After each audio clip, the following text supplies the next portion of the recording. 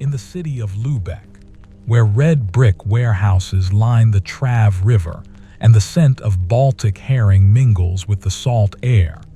A merchant named Heinrich oversees the careful movement of goods along ancient trade routes.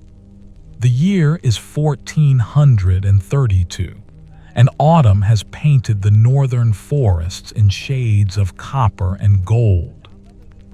Good evening. I am grateful you are here tonight.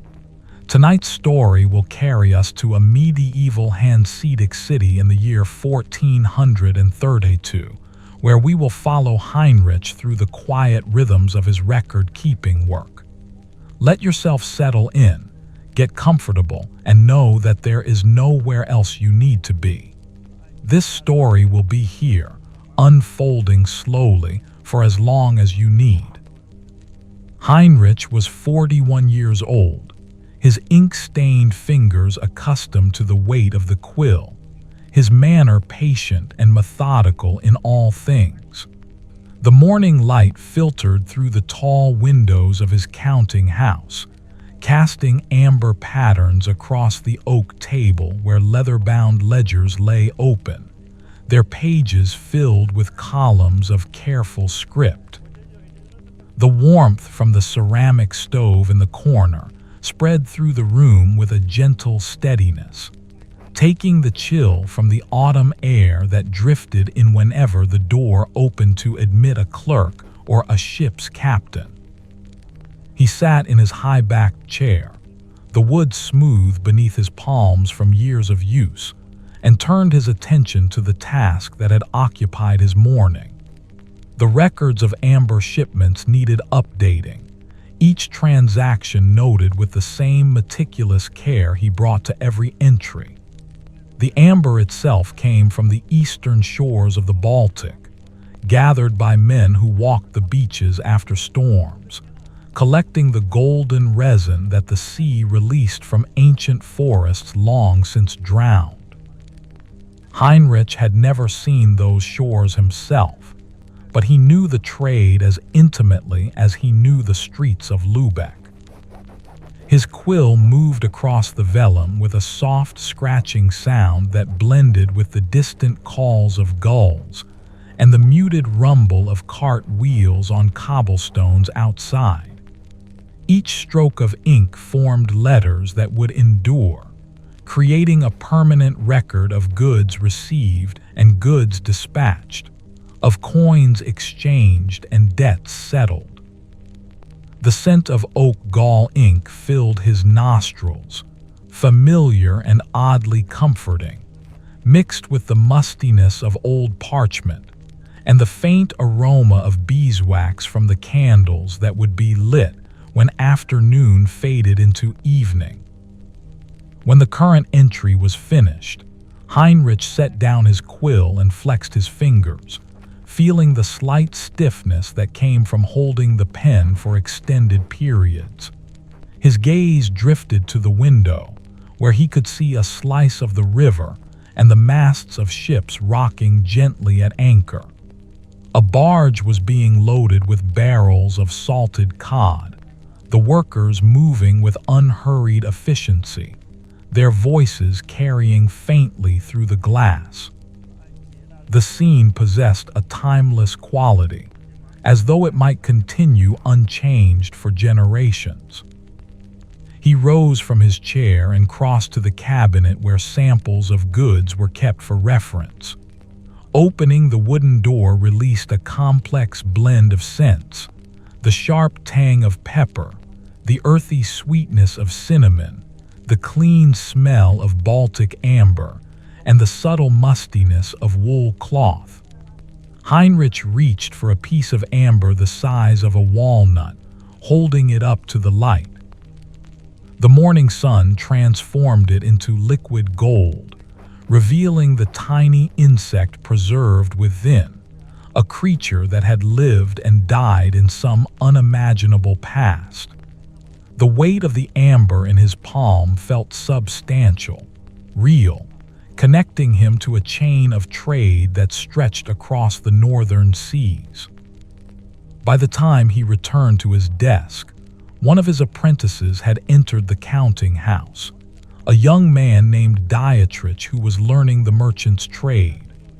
Dietrich was 19 years old, earnest and careful in his work, his respect for Heinrich evident in the way he waited quietly until his master was seated before speaking.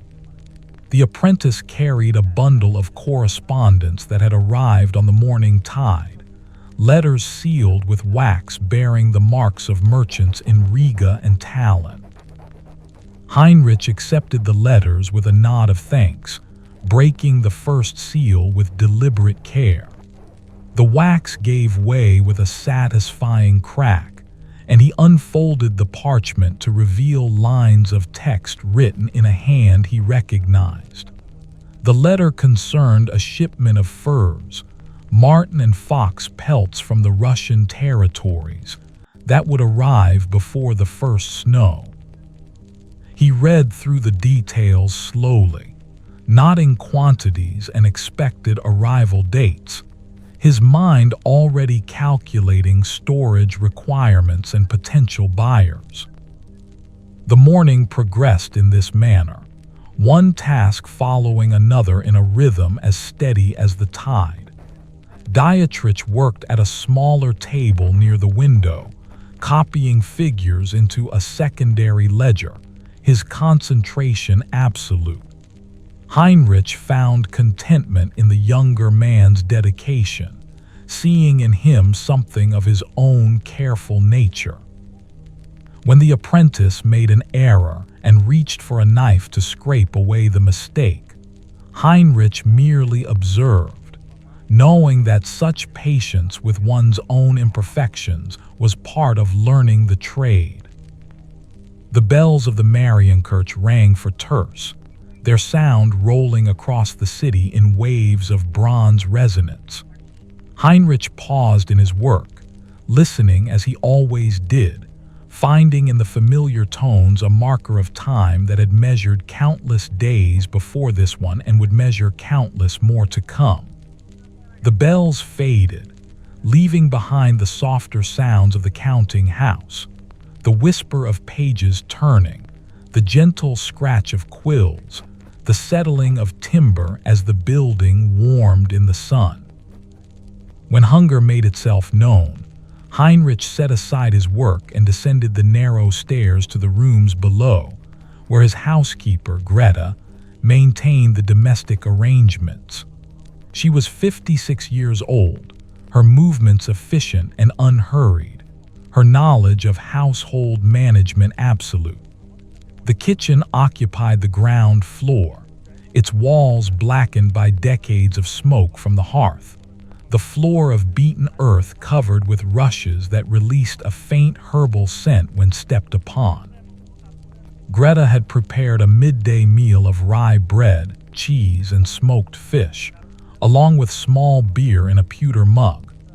Heinrich ate standing at the kitchen table, the bread still faintly warm from the morning's baking, its crust crackling between his teeth. The cheese was sharp and crumbly, made from cow's milk and aged in the cellar, while the fish carried the taste of the sea and the smokehouse both. He ate without haste, aware of the nourishment entering his body, grateful for the simplicity of good food honestly prepared. Through the kitchen window, he could see into the narrow garden where herbs grew in orderly rows. Sage and thyme, rosemary and mint, their leaves gray-green in the autumn light. Beyond the garden wall rose the brick facades of neighboring buildings, their stepped gables distinctive against the pale sky. Somewhere in the distance, a dog barked twice and fell silent. A child's laughter drifted briefly through the air before fading away. Heinrich finished his meal and climbed back to the counting house, finding Dietrich still bent over his work, the young man's dedication earning another moment of quiet approval. The afternoon stretched ahead, full of the same peaceful tasks that had occupied the morning. Entries to be made, correspondence to be answered, calculations to be verified. The light shifted gradually as the sun moved across the sky, changing the quality of illumination in the room from bright clarity to something softer, more golden. He opened another ledger, this one devoted to the wool trade that connected Lübeck to the cloth-producing regions of Flanders. The entries documented bales of raw wool shipped south and bolts of finished cloth returning north, a circular exchange that had continued for generations. Heinrich's ink-stained fingers turned the pages carefully, his eyes scanning the familiar script, finding satisfaction in the orderly progression of commerce recorded and preserved. The ceramic stove radiated its gentle warmth, and outside the window, the afternoon continued its unhurried passage toward evening, the whole world seeming to move at the same measured pace as Heinrich's quill across the page. The afternoon deepened, and Heinrich continued with the wool ledgers, his attention settling into each line of text as though nothing else existed beyond this room and these records. Dietrich had moved to a task of his own, reconciling shipping manifests with warehouse receipts, the scratch of two quills creating a quiet harmony that filled the counting house with the sound of careful work. Outside, the light had begun its slow transformation from gold to amber, the angle of the sun lower now, stretching shadows across the floor in lengthening bands. When the wool accounts were complete, Heinrich closed the ledger and returned it to its place on the shelf, his movements unhurried and precise. The shelf held dozens of such volumes, their leather spines darkened with age and handling, each one a repository of transactions stretching back decades. Some had been maintained by his father before him, and Heinrich's own hand had been adding to them for more than 20 years now. The continuity pleased him, this sense of being part of something larger than himself, a chain of commerce and record-keeping that connected past to present to future. He crossed to the window and stood looking out at the river. The Trave moved past with its eternal patience, its surface reflecting the sky in shades of pearl and slate. A merchant vessel was making its way upstream, its single square sail catching what remained of the afternoon breeze, the hemp canvas a mellow cream color against the water. Heinrich watched as the ship passed, noting the way the crew worked the ropes and tiller, their movements practiced and efficient. The vessel would tie up at one of the downstream wharves, its cargo to be unloaded and sorted, its captain eventually making his way to counting houses like this one to settle accounts. Dietrich cleared his throat softly, a gentle signal that he had finished his task. Heinrich turned from the window and examined the apprentice's work, his eyes moving down the columns of figures with the automatic precision of long habit. The numbers aligned properly, the sums calculated correctly, the script legible and neat. He nodded his approval, and Dietrich's face showed quiet satisfaction, the young man's earnest nature finding reward in work done well.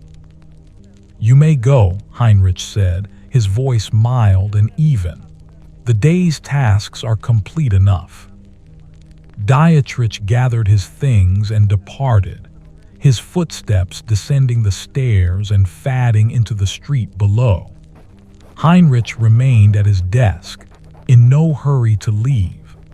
The solitude of the counting house after the apprentice's departure possessed a quality he had come to treasure, not loneliness, but a peaceful aloneness that allowed his thoughts to settle like sediment in still water. He lit a candle against the gathering dusk, the flame taking hold with a soft whisper and casting a circle of warm illumination across the desk. For a time, he simply sat, his hands resting on the smooth oak of the table, his gaze unfocused. His mind drifted to the routes he knew so well, though he had traveled only portions of them himself. The amber road ran from the Baltic shores through Lübeck and southward toward the great cities of the interior. The salt road carried that precious mineral from Lüneburg to distant markets.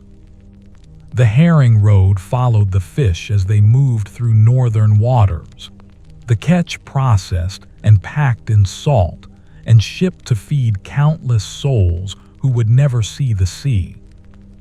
These routes were more than lines on a map. They were living things, sustained by the labor of thousands. The fishermen and salt makers, the teamsters and shipwrights, the merchants and factors and clerks. Heinrich understood his place in this network, neither more nor less important than any other part, simply one element in a vast system that fed and clothed and connected the peoples of the North. The understanding brought him a deep contentment, the same feeling he returned to again and again, his emotional center. The candle burned steadily, and Heinrich reached for a fresh sheet of parchment. Not for business this time, but for a letter to his brother in Visby, on the island of Gotland far across the Baltic. His brother, Ernst, managed a trading house there, and the two men maintained a correspondence that ranged beyond mere commerce. Heinrich dipped his quill and began to write, the words flowing easily, describing the autumn in Lübeck, the quality of the harvest, small observations about daily life that would carry across the water and give Ernst a sense of home. As he wrote, the sounds of the city filtered through the walls, the distant clang of a church bell marking the hour, the rattle of a cart passing on the street below, voices calling good night in the Low German dialect that was the language of commerce throughout the Hanseatic world. These sounds formed a tapestry as familiar to Heinrich as his own breathing, the audio landscape of a life lived in one place, among one community, year following year in patterns both predictable and deeply satisfying. The letter to Ernst grew longer than he had intended, but Heinrich felt no urgency to finish.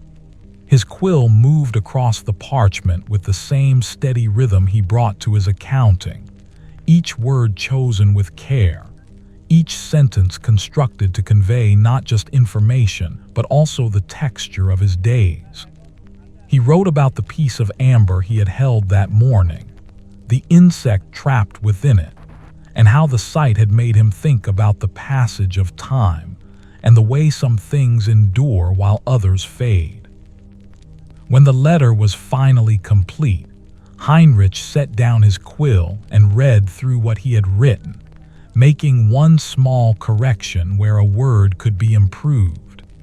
Then he folded the parchment carefully and sealed it with wax, pressing his merchant's mark into the soft red surface before it cooled. The letter would travel by ship when next a vessel departed for Gotland, carried across waters that could be calm or fierce, arriving eventually at Ernst's hand to be opened and read in another counting house much like this one. Heinrich rose and stretched, feeling the pleasant stiffness in his back and shoulders that came from hours of sitting. He extinguished the candle with wetted fingers, the smoke rising in a thin gray thread that dispersed in the darkness. Then he descended the stairs, moving through the familiar building by touch and memory as much as by sight. Greta had departed for her own home, leaving the kitchen tidy and the hearth banked for the night, a kettle of water still warm if he should want it. He climbed the narrower stairs to his sleeping chamber on the upper floor, a modest room with a bed, a chest for clothing, and a small table that held a basin and ewer. The window looked out over the garden and the rooftops beyond, the city settling into its evening rhythms. Heinrich could hear the watch calling the hour, their voices carrying through the cool air, reassuring in their regularity. He prepared for bed with the same methodical care he brought to everything, removing his woolen tunic and hanging it on a peg, washing his face and hands in the basin, the water cold but refreshing. The bed welcomed him with its familiar comfort, the mattress stuffed with wool and straw, the linen sheets worn soft from countless washings. He lay on his back, hands folded on his chest, and allowed his body to release the day's tensions. Through the window came the sound of wind moving through bare branches, a gentle rushing that rose and fell like breathing. Somewhere distant, a night bird called once, a clear note that hung in the darkness before fading. His thoughts drifted without direction, touching on the day's work, the letter to Ernst, the amber with its trapped insect, the ship he had watched on the river. None of these thoughts demanded anything of him. They simply moved through his awareness like clouds across the sky, present and then gone. The deep contentment that defined his nature suffused every part of him, a quiet satisfaction with the day that had passed and the days that would come, each one much like the others, each one valuable precisely because of that similarity. Sleep approached with the same gentle patience that characterized everything else in Heinrich's world, and he welcomed it without resistance, allowing himself to drift toward rest as naturally as the river flowed toward the sea.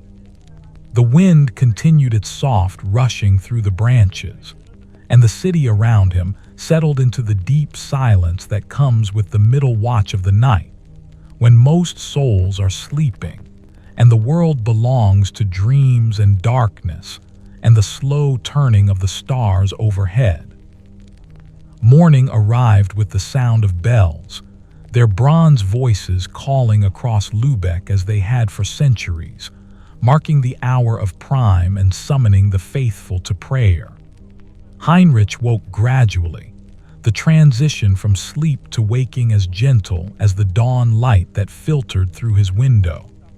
He lay still for a moment, oriented himself to the day, and then rose with the same unhurried deliberation that characterized all his movements. The air in the chamber was cool, but not unpleasant, carrying the scent of wood smoke from fires being lit throughout the city. He dressed in layers of wool and linen, the fabric soft against his skin from years of wear and washing. His ink-stained fingers worked the laces of his tunic with automatic precision, and he ran a hand through his graying brown hair before descending to the kitchen. Greta had already arrived and was preparing the morning meal, her movements around the hearth as practiced as a ritual.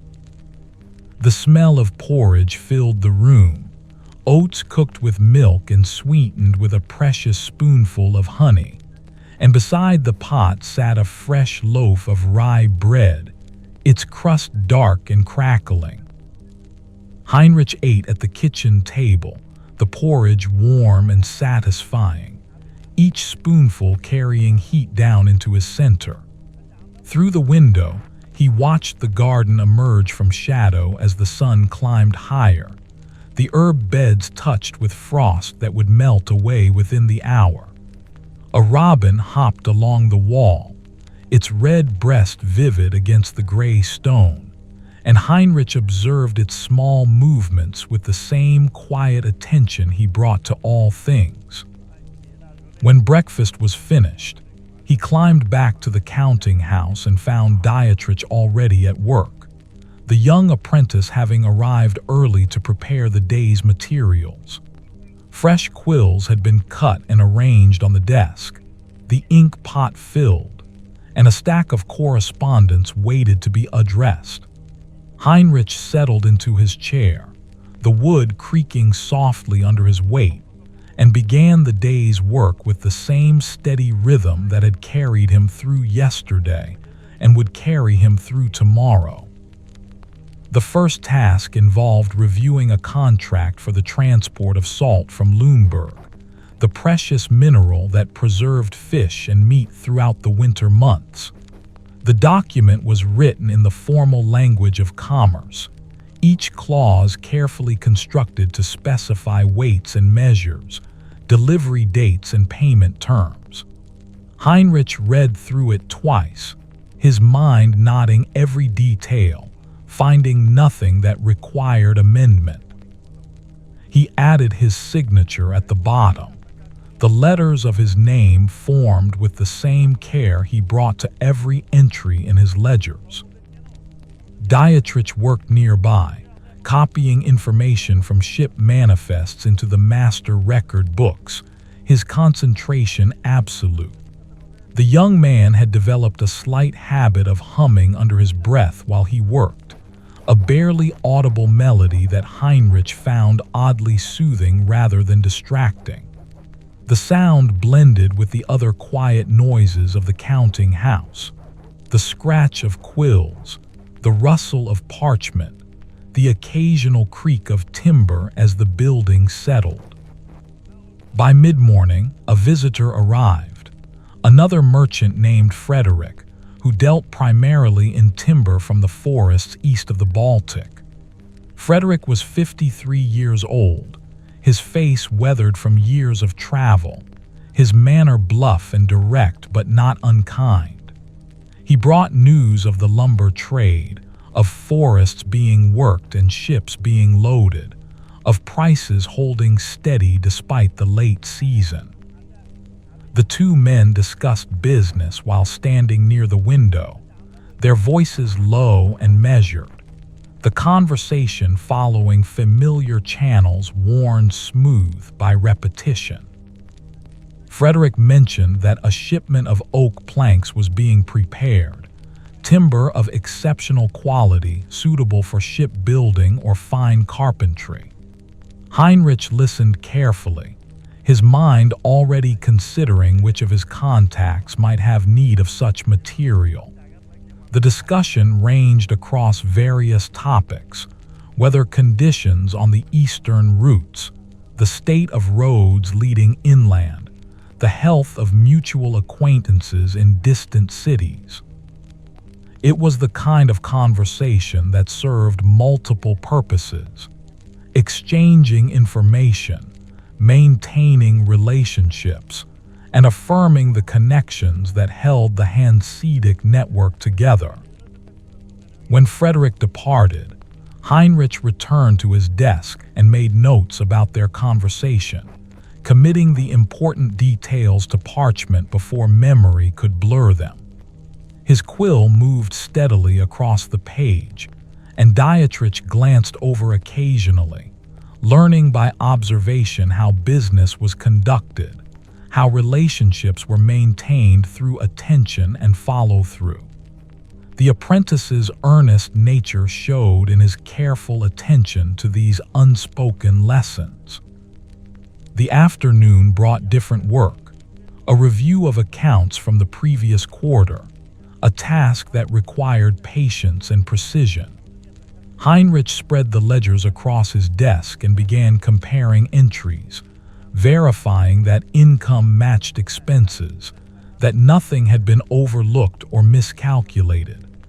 Numbers aligned in columns, each figure leading to the next in logical progression, the whole forming a picture of commerce conducted honestly and carefully over months of activity. As he worked, the light in the room shifted from bright to mellow, the sun moving through its arc across the southern sky. The ceramic stove radiated its gentle warmth, and the temperature in the counting house remained comfortable, neither too hot nor too cold. Heinrich paused occasionally to flex his ink-stained fingers or to gaze out the window at the river, where ships and barges moved past in their eternal procession, each one part of the great network of trade that was his life's work. When the bells rang for nones, marking the 9th hour, Heinrich set aside the ledgers and descended once more to the kitchen. Greta had prepared a simple meal of bread and cheese, along with dried apples from the previous year's harvest, their sweetness concentrated by the drying process. Heinrich ate slowly, savoring each bite, aware of the nourishment but also of the simple pleasure of good food taken without haste. The bread was dense and filling, the cheese sharp on his tongue, the apples chewy and sweet. After the meal, rather than returning immediately to the counting house, Heinrich decided to walk through the city. He donned his cloak, a heavy woolen garment lined with fur at the collar, and stepped out into the autumn afternoon. The air was crisp and clean, carrying the mingled scents of smoke and water, bread and horses, all the complex aromas of urban life. The street outside his building was paved with rounded cobblestones, their surfaces worn smooth by countless feet and wheels, and Heinrich made his way along them with the confidence of long familiarity. He walked toward the market square, where merchants displayed their wares beneath canvas awnings and wooden stalls. The square was moderately busy at this hour, housewives and servants moving among the vendors, examining produce and haggling over prices in the easy manner of daily commerce. Heinrich paused to observe, not to purchase anything in particular, but simply to be present in the life of the city. A baker called out the virtues of his loaves, his voice carrying across the square with practiced enthusiasm. A potter arranged vessels on a table, their glazed surfaces catching the light. The Marienkirche rose on one side of the square, its twin towers reaching toward the sky, its red brick facade a testament to the wealth and faith of Lübeck's citizens. Heinrich had attended services there since childhood, the interior as familiar to him as his own counting house. The high vaulted ceiling, the painted altarpiece, the stone columns rising in parallel ranks. He did not enter now, but simply stood looking at it, appreciating its solid permanence, the way it anchored the city both physically and spiritually. From the square, he wandered toward the waterfront, following narrow lanes between tall buildings whose upper stories projected out over the street, creating passages of shadow and filtered light. The lanes were busy with foot traffic and the occasional handcart, people going about their business with the purposeful efficiency of those who knew their tasks and their routes. Heinrich nodded to familiar faces, exchanged brief greetings, moved through his city like a fish through water, entirely at home. The waterfront opened before him, a stretch of wharves and warehouses where the commerce of the Baltic found its landward expression. Ships were tied up along the quays, their masts a forest of timber against the sky, their hulls creaking gently as they rose and fell with the river's subtle motion. Longshoremen worked at unloading cargo, passing barrels and crates from ship to shore in chains of coordinated labor, their calls and responses forming a rhythmic counterpoint to the work. The smell here was of tar and hemp, salt water and fish, wood and iron and sweat. Heinrich stood watching for a time, his hands clasped behind his back, his gaze taking in the scene without particular focus. This was the physical reality behind all his careful record-keeping. These ships and these goods, these men and their labor. The connection between the abstract world of numbers and the concrete world of objects and effort satisfied something deep in his nature. The same patient, methodical appreciation that made him good at his work. A gull landed on a nearby piling and regarded him with one bright eye, then launched itself back into the air with a cry that sounded almost like laughter. Heinrich watched it wheel away over the water, its wings catching the late afternoon sun, and felt again that deep contentment that was his constant companion. The day was proceeding exactly as days should proceed, each hour following the last in proper sequence, each task completed with appropriate care. He turned away from the waterfront and began the walk back to his counting house, retracing his steps through the familiar streets. The light was beginning to fade now, the sun descending toward the western horizon, and lamps were being lit in windows and doorways, small points of warmth appearing in the gathering dusk. The city was preparing for evening, that transitional time when work gave way to rest, when the public world contracted and the private world expanded.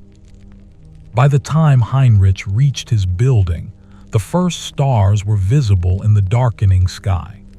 He climbed the stairs to his counting house and found everything as he had left it. The ledgers still spread across his desk, Dietrich's workspace tidy and organized. He lit candles against the darkness, their flames steadying after initial flickers, and settled once more into his chair.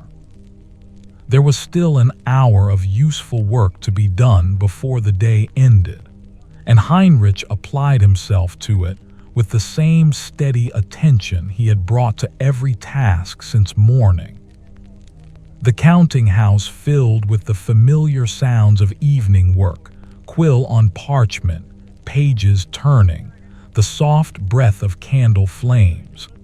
Outside, the city grew quieter as people retreated to their homes and hearths. The watch began their rounds, their voices calling reassurance through the streets. And Heinrich continued his work, ink-stained fingers moving with practiced precision, adding to the endless record of commerce that was both his livelihood and his life's meaning. Each entry a small thread in the vast tapestry of trade that connected city to city, shore to shore, person to person across the northern world.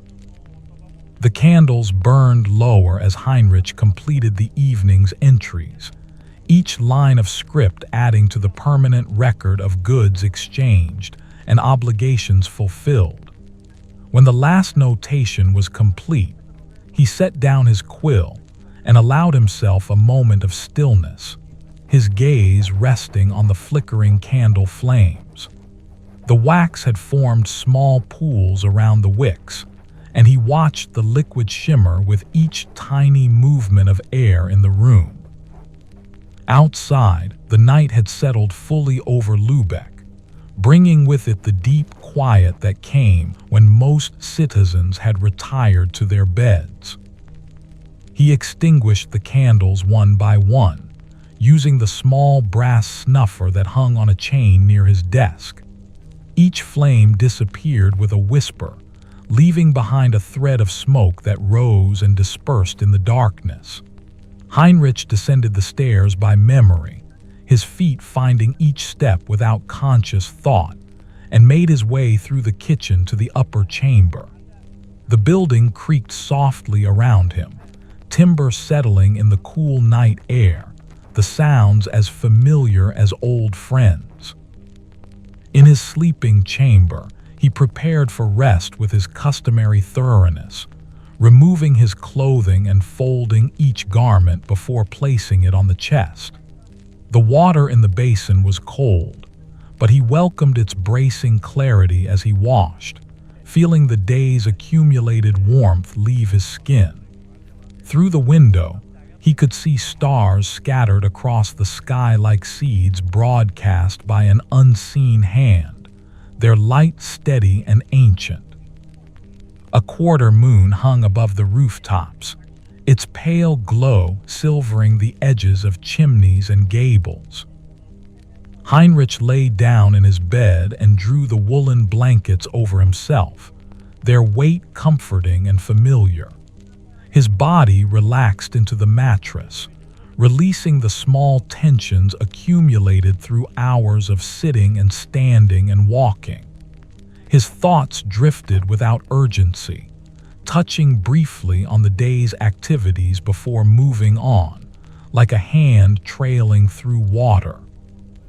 The letter to Ernst, the conversation with Frederick, the scene at the waterfront, all of it settled into memory, becoming part of the ongoing narrative of his life. Sleep came easily, as it always did, and carried him through the night hours in its gentle current. When morning arrived again, Heinrich woke to the sound of rain pattering against the window, a soft percussion that spoke of autumn deepening toward winter. He rose and dressed, nodding the gray light that filled the chamber, the way the rain had brought a particular quality of quietness to the city. The streets below would be slick with water, the cobblestones gleaming, and people would move more carefully, their cloaks pulled tight against the weather. Greta was already in the kitchen when he descended, and the smell of fresh bread filled the warm air. She had prepared a porridge of barley and milk, and Heinrich ate it gratefully, feeling the heat spread through him. The rain continued its steady rhythm against the roof and walls, not heavy enough to cause concern but persistent enough to create a sense of enclosure, of being sheltered and safe within solid walls while the weather moved across the city. The counting house felt particularly cozy that morning, with the ceramic stove radiating warmth and the rain creating a backdrop of gentle sound. Dietrich arrived slightly damp, his cloak dark with moisture, but his earnest face showed no complaint about the weather. The young man settled into his work with his usual dedication, and Heinrich found himself appreciating the apprentice's steady presence, the way Dietrich approached each task with careful attention regardless of external circumstances.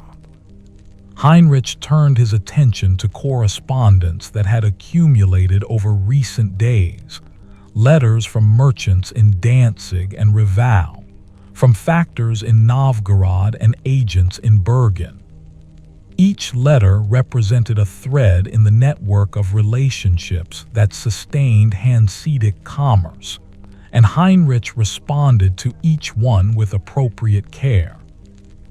His quill moved across fresh parchment, forming words that would travel hundreds of miles by ship and wagon, carrying information and maintaining connections across distances that could take weeks or months to traverse. One letter in particular caught his attention, a communication from a merchant in Bruges who dealt in Flemish cloth. The merchant described new weaving techniques being employed in the cloth-making towns, methods that produced fabrics of exceptional quality and durability. Heinrich read the description with interest, his mind already considering the implications for trade. Cloth of superior quality would command higher prices, but it would also find ready buyers among Lübeck's wealthier citizens and could be shipped eastward to markets where such goods were highly prized. He composed a response expressing interest and requesting samples, his words chosen to convey enthusiasm without committing to specific quantities or prices. The dance of negotiation required patience and subtlety, qualities that Heinrich possessed in abundance. When the letter was complete, he sealed it and set it aside with others ready for dispatch, knowing it would begin its journey when next a ship departed for the western routes. The morning progressed into afternoon, the rain continuing its steady fall, and Heinrich found himself grateful for the indoor nature of his work. On days like this, sailors and longshoremen would struggle with wet ropes and slippery decks, teamsters would curse muddy roads, and farmers would worry about crops still in the fields. But here in the counting house, the weather was merely a pleasant background, creating an atmosphere of shelter and focus that made concentration easier.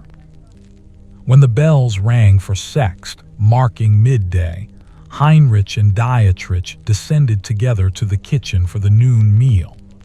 Greta had prepared a thick soup of lentils and vegetables, flavored with herbs from the garden and accompanied by yesterday's bread, still good for dipping. The two men ate in companionable silence, the warmth of the soup spreading through them, the sound of rain a constant presence beyond the walls.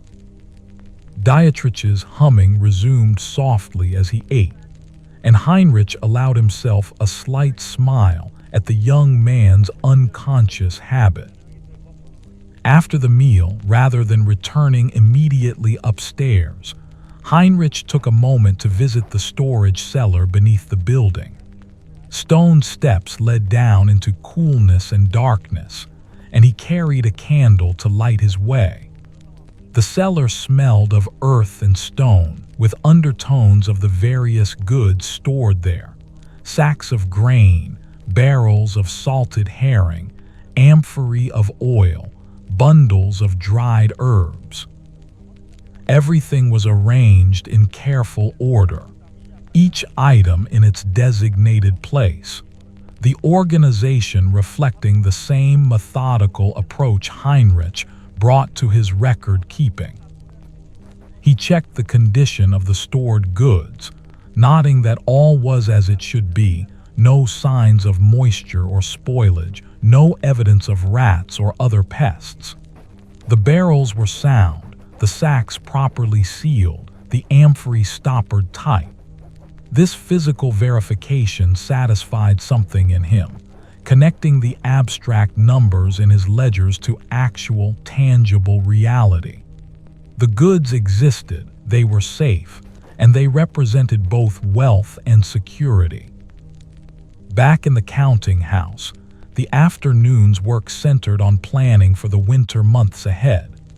Trade slowed during the coldest season when seas could be dangerous and roads impassable, but it did not cease entirely. Heinrich reviewed his inventory, considering what goods would be in demand, what prices might rise or fall, where opportunities might emerge.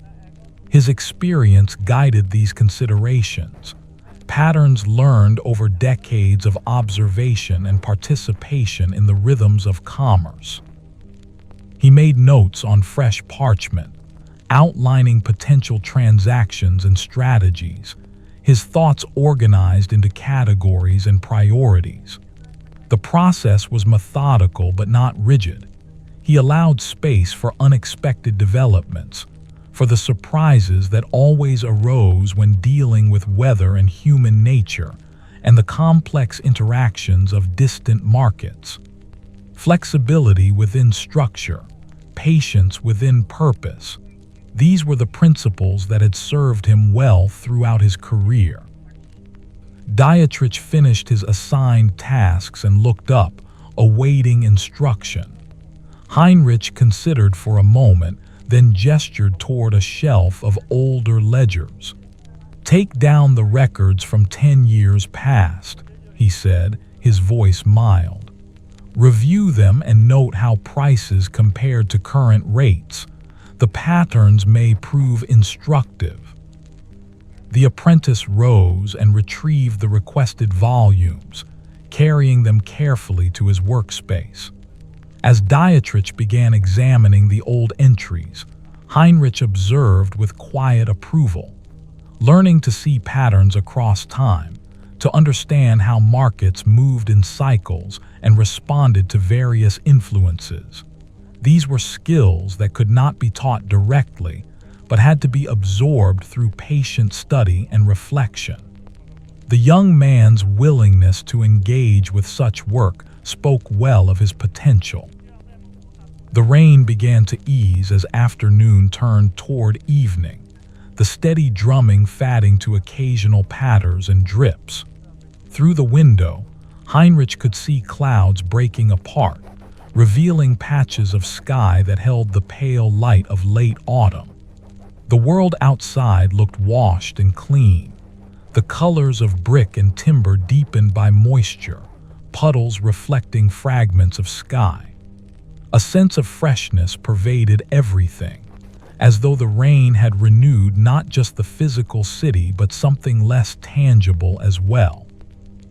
When Dietrich completed his review of the old ledgers, he presented his findings to Heinrich, a careful summary of price movements and market conditions from a decade prior. Heinrich read through the notes, nodding occasionally, pleased by the thoroughness of the apprentice's work. "You see how the herring prices rose that winter?" he asked, pointing to a specific entry. That was the year the fishing fleets were delayed by storms. Scarcity drove up prices, but by spring, when the new catch came in, rates returned to normal. Dietrich absorbed this information with evident interest, his young face serious with concentration. Heinrich continued, explaining other patterns visible in the old records, how timber prices fluctuated with building activity, how grain costs reflected harvest quality, how the availability of luxury goods depended on the safety of distant trade routes. The apprentice listened intently, occasionally asking questions that showed genuine understanding. The teaching satisfied something in Heinrich, a sense of passing on knowledge accumulated through years of experience. He thought of his own apprenticeship decades ago, learning from merchants who were now long dead, their wisdom living on through what they had taught him and what he was now teaching Dietrich. The continuity pleased him, this sense that commerce was not just about individual transactions, but about traditions and relationships extending across generations. As evening approached, the counting house grew dimmer, and Heinrich lit candles against the gathering darkness. The flames cast their warm glow across the familiar space, creating pools of light and shadow. Outside, the city was emerging from the rain's influence, sounds returning as people ventured forth again. Cart wheels on wet cobblestones, voices calling greetings, the distant bark of a dog. Life resuming its normal patterns after the weather's interruption. Heinrich dismissed Dietrich for the day, and the young apprentice departed with respectful thanks, his footsteps descending the stairs and fading into the street. Alone once more, Heinrich sat at his desk and allowed himself to simply be present in the moment, hands resting on the smooth wood, gaze soft and unfocused. The candles burned steadily, their light reflecting off the leather-bound ledgers, the brass fittings of the cabinet, the glass of the window where darkness was now complete beyond. His thoughts drifted to the network he was part of, that vast web of relationships and obligations, trust and mutual benefit that connected thousands of individuals across the northern world. Each person played their role, merchants and sailors, farmers and craftsmen, scribes and factors and agents. All of it held together by the invisible bonds of agreement and reputation, by the careful keeping of promises and the honest recording of transactions. Heinrich's work was a small part of this larger whole, but it was an essential part, and he took quiet pride in doing it well. The evening stretched ahead, peaceful and unhurried. Heinrich had no pressing tasks, no urgent demands. He could sit here in the candlelight, perhaps write another letter to Ernst, perhaps review some pleasant memory, perhaps simply exist in this moment of calm contentment that was both his baseline and his blessing. The rain had passed, the day's work was done, and the night would unfold in its own gentle time, carrying him eventually toward sleep, and then toward another morning, another day of careful work and quiet satisfaction in the life he had built within the sturdy walls of this counting house in this prosperous city on this rain-washed autumn evening. The candles continued their steady burning as Heinrich reached for a fresh sheet of parchment, deciding that this evening would be well spent in correspondence. He had been thinking of his brother Ernst throughout the day, prompted by nothing in particular except the rain, and the way weather seemed to make thoughts turn inward, toward family and connection. His quill found the ink, and he began to write in the same careful hand that had filled thousands of pages over the years. He described the rain, the way it had settled over Lübeck like a benediction, bringing freshness and a particular quality of quiet.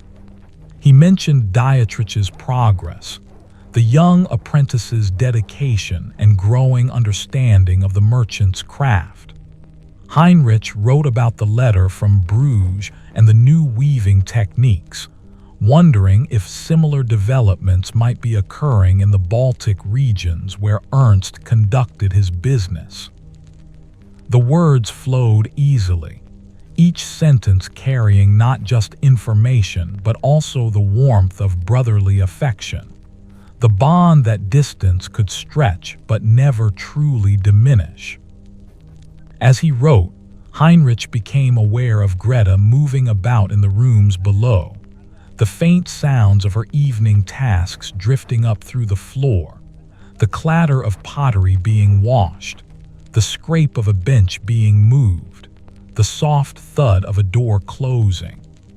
These domestic sounds formed a backdrop of comfort, reminding him that he was not alone in the building, that life continued in its various layers and expressions all around him.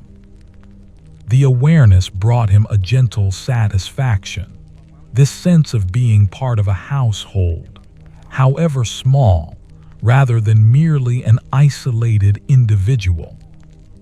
The letter to Ernst grew longer, and Heinrich found himself writing about matters beyond business, childhood memories of growing up in Lübeck, when both brothers had learned their trade from their father, sitting in this very counting house copying practice letters while rain or sun or snow moved through the seasons outside. Their father had been patient and thorough, much as Heinrich now was with Dietrich, and the parallel pleased him, this echo of one generation teaching the next in an unbroken chain reaching back into time and forward into years he would never see. When the letter was complete, Heinrich read it through once, making small corrections where a word could be improved or a thought clarified. Then he folded the parchment with care and sealed it, pressing his mark into the warm wax.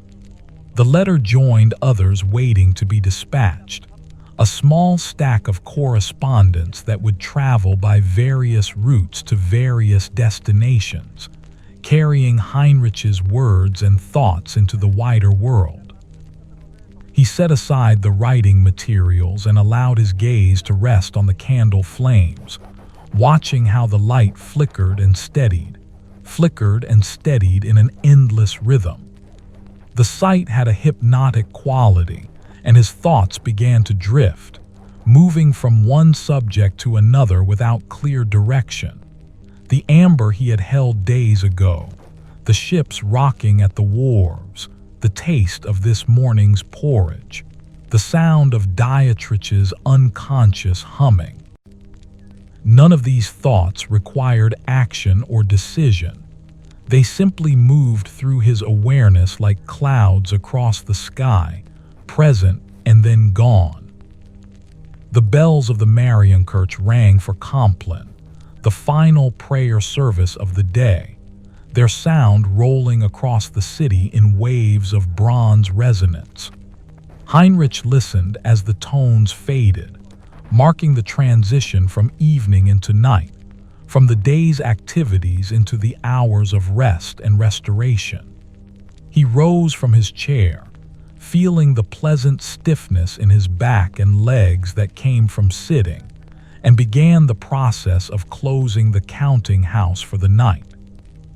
He checked that the ink pots were sealed, that the quills were clean and ready for morning, that all ledgers were properly shelved. These small rituals of closure satisfied something in him, a need for order and completion before moving from one phase of the day to the next. When everything was arranged to his satisfaction, he extinguished the candles one by one, each flame disappearing into darkness until only the last remained, which he carried with him as he descended the stairs. In the kitchen, Greta had left everything tidy, the hearth banked for the night, the table clean and bare. Heinrich passed through to the upper chamber, the candle casting moving shadows on the walls as he climbed the narrow stairs. The chamber was cool but not cold, and he set the candle on the small table while he prepared for bed.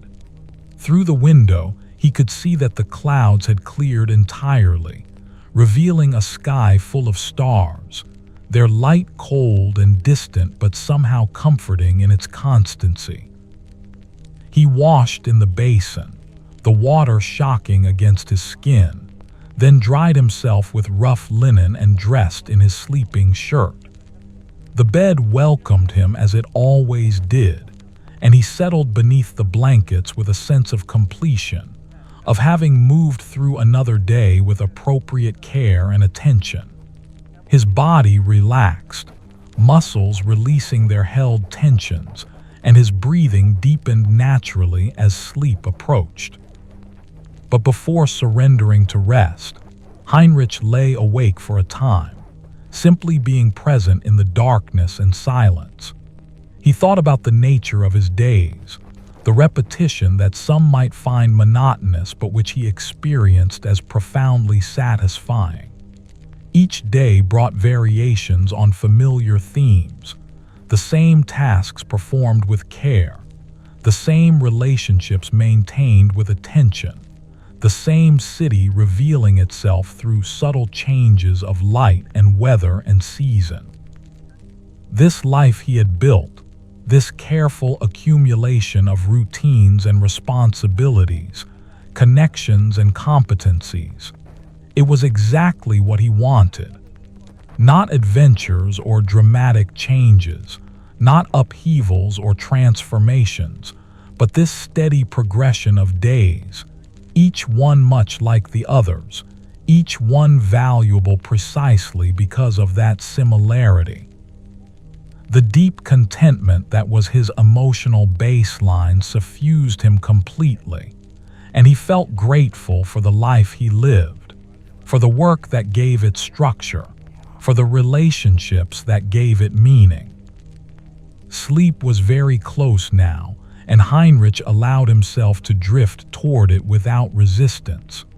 The last conscious thought he had was of Amber, that piece he had held, with its trapped insect preserved for untold centuries. There was something in that image that spoke to him, though he could not quite articulate what. Perhaps it was about time and preservation, about how some things endure while others fade, about the strange fortune that allows certain moments or objects to persist across generations, while most of what happens in any given day simply disappears into forgetting. The thought dissolved as sleep claimed him, carrying him into dreams that would themselves fade with morning, leaving behind only fragments and impressions. The night deepened over Lübeck, the stars wheeling slowly across the sky, the city settling into its hours of rest. And in his chamber, Heinrich slept peacefully, his breathing slow and regular, his body still, his face relaxed into an expression of calm satisfaction that would have been recognizable to anyone who knew him, for it was the face he wore through most of his waking hours as well. Morning came eventually, as it always did, the darkness giving way to gray light and then to the pale gold of autumn sun. Heinrich woke naturally, without jarring, and lay for a moment orienting himself to the new day. Through the window, he could see that the sky was clear, washed clean by yesterday's rain, promising fair weather for the hours ahead. He rose and dressed, his movements unhurried and efficient, and descended to where Greta was already preparing breakfast, the smell of porridge and fresh bread filling the warm kitchen. The day unfolded in its familiar pattern: the morning meal, the climb to the counting house, the settling into work. Dietrich arrived punctually, and the two of them began their tasks in companionable silence, quills scratching across parchment, pages turning with soft whispers. The ceramic stove radiated its gentle warmth, and outside the window, the city went about its business with the purposeful energy of people engaged in meaningful work. Heinrich opened a ledger and began reviewing accounts, his ink-stained fingers holding the pages carefully, his eyes scanning the familiar script. Each entry represented a transaction completed, an obligation fulfilled, a promise kept. The record stretched back years, forming a continuous narrative of commerce conducted honestly and carefully, and Heinrich felt the satisfaction of being part of something larger than himself, something that would continue long after he was gone. A ship's bell rang somewhere down by the waterfront, its sound carrying clearly through the morning air. Heinrich paused to listen, recognizing the signal that meant a vessel was preparing to depart. Perhaps his letter to Ernst would travel on that ship, carried across the Baltic to Gotland. The thought pleased him, this image of his words making that journey, crossing water and distance to reach his brother's hands. He returned his attention to the ledger before him, and his quill moved to make a notation, the ink flowing smoothly onto the vellum. The morning light strengthened, filling the counting house with clarity, illuminating the careful work of record-keeping that was both Heinrich's livelihood and his life's meaning. Outside, the city continued its eternal rhythms, bells ringing, voices calling, wheels turning on cobblestones. And inside, in the quiet sanctuary of the counting house, Heinrich continued his work with the same patient attention he had brought to every task since he first learned this craft decades ago. His 41 years having taught him that there was profound satisfaction to be found in doing simple things well, day after day. In an unbroken chain of careful effort that connected past to present to future in ways both humble and enduring. Morning continued its unhurried progression, and Heinrich found himself deeply absorbed in the work of reconciling accounts from various trading partners scattered across the Hanseatic network. Each ledger told its own story: goods shipped and received, payments made and collected, the endless flow of commerce that sustained not just individual merchants but entire cities and regions. His quill moved steadily across the pages, adding notations where needed, his mind tracking multiple threads of information with the ease of long practice. Dietrich worked at his own desk, transcribing shipping manifests into the permanent records. The young man's concentration was absolute, his humming reduced to the faintest vibration, barely audible beneath the other sounds of the counting house. Heinrich glanced over occasionally, noting the apprentice's progress, satisfied with the neatness of the script and the accuracy of the figures. Teaching Dietrich was proving to be one of the unexpected pleasures of his recent years, a reminder that knowledge could be passed along, that the careful methods he had learned could live on in another generation. By late morning, a messenger arrived bearing documents from the Hanseatic office, official communications regarding guild regulations and upcoming meetings of the Merchant Council. Heinrich accepted the sealed packets and broke them open, reading through the contents with his customary thoroughness. Most of the information was routine, confirmations of policies already in effect, but one notice caught his attention: a proposal to establish new warehousing facilities near the eastern wharves, a project that would require investment from established merchants. He read the proposal twice, his mind considering the implications. Additional warehouse space would benefit trade, allowing for better storage of goods during peak seasons when ships arrived in rapid succession. The investment required was substantial but not excessive, and Heinrich's financial position was secure enough to participate. He made notes in the margin of the document, questions to raise at the next council meeting, points requiring clarification before he could commit to the venture. The bells rang for sext, and Heinrich set aside the proposal, stretching as he rose from his chair. His back protested slightly, a reminder that he had been sitting for several hours without break. He moved to the window and looked out at the river, where the midday sun cast bright reflections on the water's surface. A barge was being poled upstream, its flat bottom loaded with barrels, the bargeman's movements rhythmic and practiced as he worked his long pole against the current.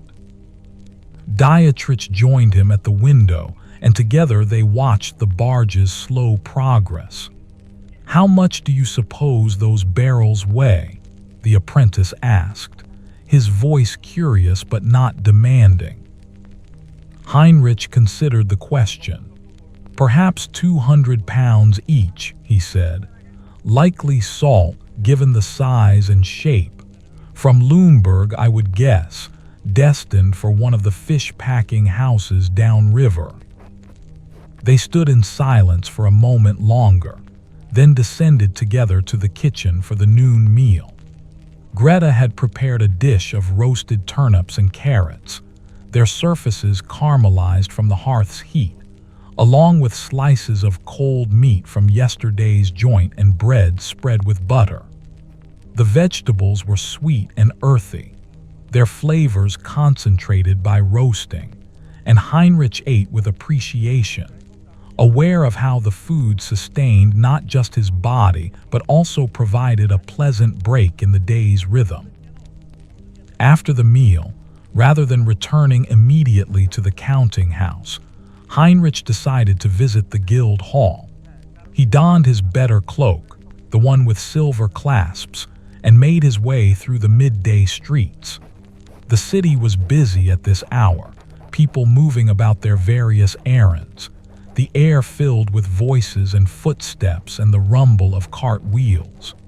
The sky remained clear, the autumn sun providing warmth without heat, the light having that particular golden quality that comes in the weeks before winter.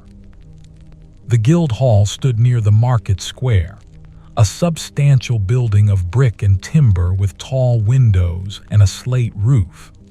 Heinrich entered through the main door, nodding to the porter who stood inside, and made his way to the chamber where records were kept.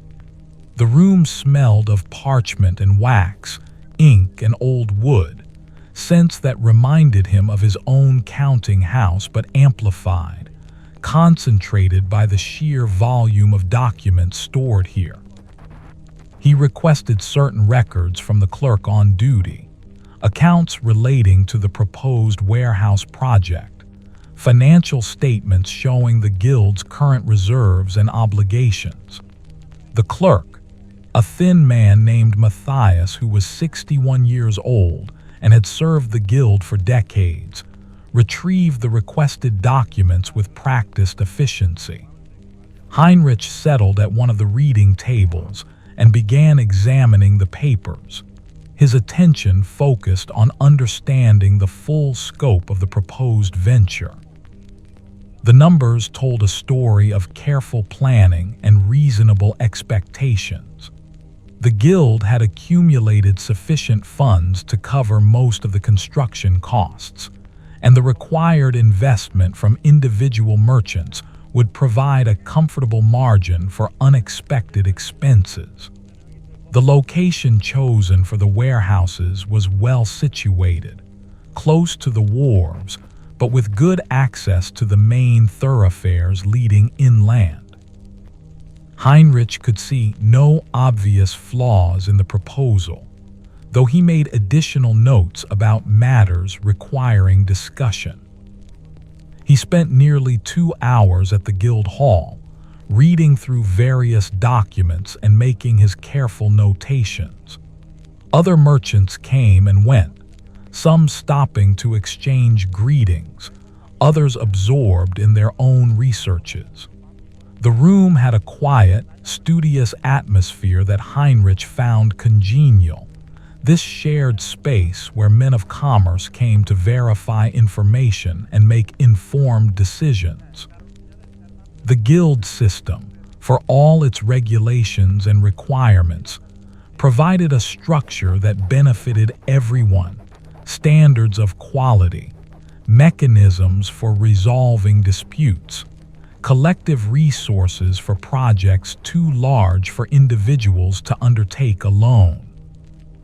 When he had learned what he needed to know, Heinrich thanked Matthias and departed the guild hall, stepping back into the afternoon sunlight. The market square was less crowded now, many vendors having packed up their wares, though a few remained, hopping to sell their remaining goods before day's end. He paused to purchase a small bag of hazelnuts from an elderly woman whose weathered face spoke of years spent outdoors in all weathers.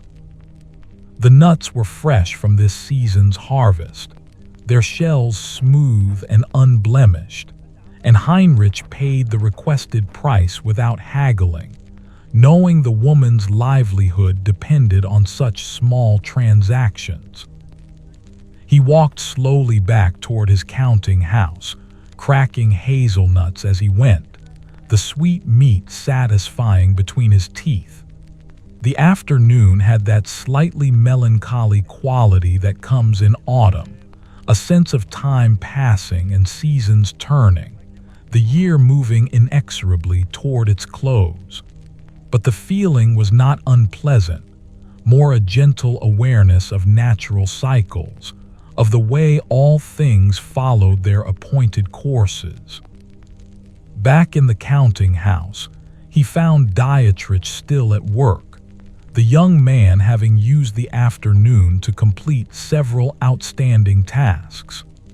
Heinrich settled once more at his desk and began drafting a response to the warehouse proposal, outlining his willingness to participate and listing the questions he wished to have addressed. His quill moved across fresh parchment, forming the careful arguments that would be presented at the council meeting, each point developed with precision and supported by the financial information he had reviewed at the guild hall. The light in the room shifted as afternoon progressed toward evening, the sun's angle changing, shadows lengthening across the floor. The ceramic stove continued its gentle radiating of warmth, and the familiar sounds of the counting house, quills scratching, pages turning, the occasional creak of furniture, created an atmosphere of focused calm. This was Heinrich's natural element, this world of careful record-keeping and thoughtful planning, of patient attention to detail and steady accumulation of knowledge. When his response to the warehouse proposal was complete, he read it through twice, making minor adjustments to phrasing and ensuring that his meaning was clear and unambiguous. Then he set it aside to be copied in a fair hand tomorrow, when he could approach it with fresh eyes and catch any remaining imperfections. The document represented hours of thought and research, but Heinrich felt no impatience with the time invested. Important decisions deserved thorough consideration, and the merchant who acted hastily often found himself regretting his speed. Dietrich completed his work and looked up, awaiting instruction or dismissal. Heinrich considered for a moment, then gestured toward the shelf where the older ledgers were kept.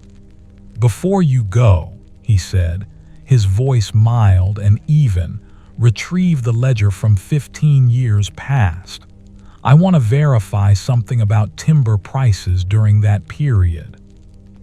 The apprentice brought the requested volume, and Heinrich opened it carefully, the leather binding soft with age, the pages yellowed but still legible. He found the entries he sought and compared them with more recent records, tracking how prices had fluctuated over time in response to various factors: harvest quality in the northern forests, demand from shipbuilders, competition from other timber-producing regions. The patterns were complex but not random, and understanding them was part of what made a successful merchant. He showed Dietrich the relevant entries, explaining the context behind the numbers, helping the young man see how historical information could inform present decisions. The apprentice listened with his characteristic earnestness, asking questions that showed genuine understanding. These moments of teaching brought Heinrich a quiet satisfaction, a sense that his knowledge would not be lost when his own days ended, but would continue through those he had instructed. As evening deepened outside, Heinrich dismissed Dietrich for the day, and the apprentice departed with his usual respectful thanks. Alone once more, Heinrich lit candles against the gathering darkness and allowed himself a few moments of simply sitting, hands resting on his desk, gaze soft and unfocused. The day had been productive but not exhausting, full but not frantic. He had moved through his various tasks with appropriate care, had made progress on matters requiring attention, had maintained the relationships and obligations that defined his position in the merchant community. This sense of completion without urgency, of productivity without stress, was exactly what he valued most about his life. He was not driven by ambition to accumulate great wealth or achieve recognition beyond his immediate circle. What he sought, and what he had found, was a life of steady purpose, of meaningful work done well, of days that followed one another in patterns that brought satisfaction rather than boredom. The candles burned with their steady flames, and outside the window, the city settled into its evening rhythms. Voices called good night in the streets below, and somewhere distant, a dog barked once before falling silent. The watch would soon begin their rounds, marking the hours through the night, keeping the city safe while its citizens slept. And Heinrich would join them soon in sleep. But for now, he simply sat in the candlelight, his ink-stained fingers folded on the desk, his 41 years having taught him to appreciate moments like these, quiet interludes when nothing demanded his attention, and he could simply exist in the peaceful present, content with the life he had built and grateful for the opportunity to continue building it, day by day, year by year. In this counting house, in this prosperous city, on this autumn evening that would give way eventually to night, and then to another morning, another day of careful work and quiet satisfaction in the endless, comforting rhythm of a merchant's life. The candles had burned down nearly halfway when Heinrich finally rose from his desk, feeling the pleasant weight of a day well spent settling into his bones. He moved through the familiar routine of closing the counting house, checking each detail with the same thoroughness he brought to all his tasks. The ledgers were returned to their proper places on the shelves, the quills cleaned and set aside for morning, the ink pots sealed against drying. These small rituals brought their own satisfaction, marking the transition from work to rest. He carried a single candle as he descended the stairs, its light casting gentle shadows on the walls. The kitchen was empty and tidy, Greta having finished her evening tasks and departed for her own home.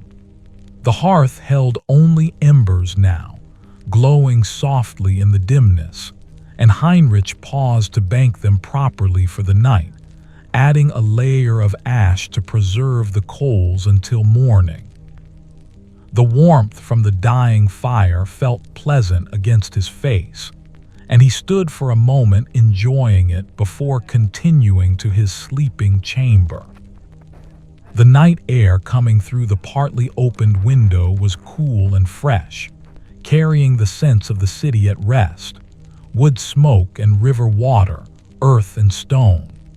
Heinrich prepared for bed with his customary care, washing in the basin, the cold water bracing against his skin. Through the window, he could see stars scattered across the dark sky, their ancient light reaching across unimaginable distances to touch this moment, this place, this man preparing for sleep in a chamber above a counting house in Lübeck. He settled into bed and drew the woolen blankets over himself, feeling his body relax into the familiar comfort of the mattress. His thoughts drifted without direction, touching briefly on the warehouse proposal, on Dietrich's steady progress, on the letter to Ernst waiting to be dispatched. But none of these thoughts carried urgency or demanded resolution. They simply moved through his awareness like leaves floating on water, present and then gone. Sleep came with its usual ease, and the night passed in its appointed hours. When morning arrived, Heinrich woke to the sound of church bells and the distant calls of vendors beginning their rounds. He rose and dressed, nodding through the window that frost had touched the rooftops during the night, silvering the slate tiles and wooden shingles. The sight brought a small reminder that winter was approaching, that the seasons continued their eternal turning regardless of human affairs. Breakfast in the kitchen was porridge sweetened with preserved plums, their summer flavor concentrated by the preserving process. The fruit's tartness cut through the richness of the oats and milk, creating a pleasing balance. Heinrich ate slowly, savoring each spoonful, aware of how this simple meal would sustain him through the morning's work. Greta moved about her tasks with quiet efficiency, her presence a comfortable constant in his household. The counting house welcomed him as it always did, the familiar space feeling like an extension of himself after so many years. Dietrich arrived shortly after, and together they settled into the day's work. Heinrich had decided to spend the morning on the fair copy of his warehouse proposal, transforming yesterday's draft into a document suitable for formal presentation. His best quill moved across fresh vellum, each letter formed with care, the script elegant and clear. The work required concentration but not strain, a focused attention that Heinrich found deeply satisfying. Each word had to be placed correctly, each line had to be straight and evenly spaced, each argument had to flow logically into the next. It was craftsmanship of a particular kind, this transformation of thoughts into permanent written form, and Heinrich took pride in doing it well.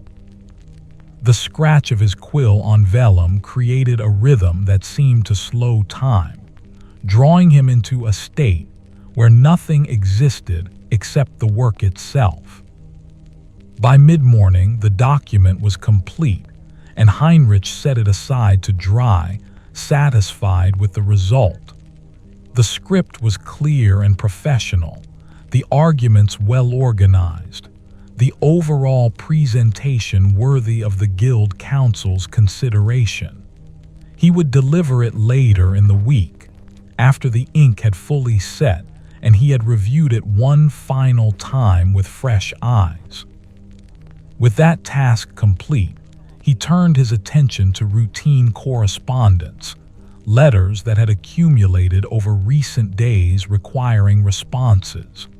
One came from a factor in Riga, reporting on the availability of flax and hemp for rope making. Another arrived from a salt merchant in Lübeck, discussing pricing for the coming year. A third was from a shipwright in the city, inquiring about the availability of oak planks, the very timber Frederick had mentioned days earlier. Heinrich composed responses to each letter, his words chosen with care to maintain relationships while protecting his interests. The factor in Riga received encouragement to secure a modest quantity of flax, pending verification of quality. The salt merchant received a proposal for continued partnership at prices slightly adjusted to reflect current market conditions. The shipwright received information about the oak planks and an introduction to Frederick, allowing the two men to negotiate directly, while Heinrich took a small commission for facilitating the connection. This weaving together of relationships and transactions was the essence of Heinrich's work, not just buying and selling, but creating networks of trust and mutual benefit that sustained commerce across vast distances. Each letter he wrote strengthened these connections, maintaining the invisible threads that held the Hanseatic world together. The bells rang for sext, and Heinrich realized with mild surprise that the morning had passed so quickly. Time had a strange quality when he was absorbed in work, seeming to compress and expand simultaneously. Hours could pass in what felt like moments, yet each moment was fully present and experienced. He rose from his desk and stretched, feeling the stiffness in his shoulders and back, then descended to the kitchen for the midday meal. Greta had prepared a dish of cabbage stewed with apples and caraway seeds, the flavors both hearty and subtly sweet.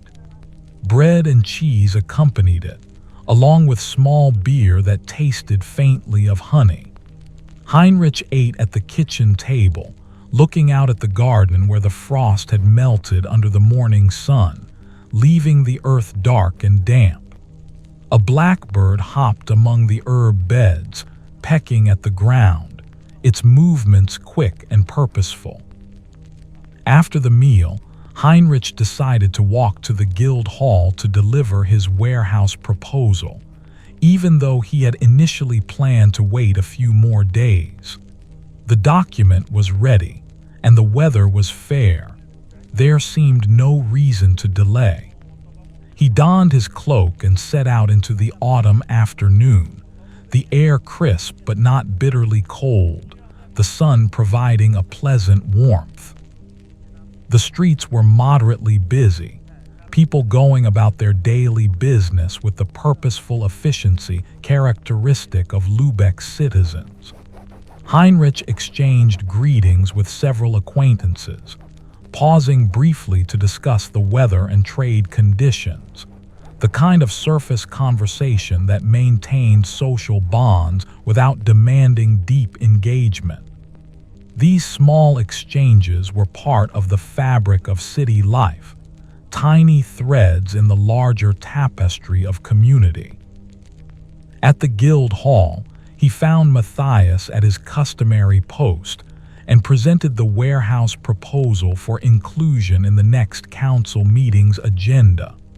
The clerk accepted the document with a nod of approval, noting the quality of the presentation.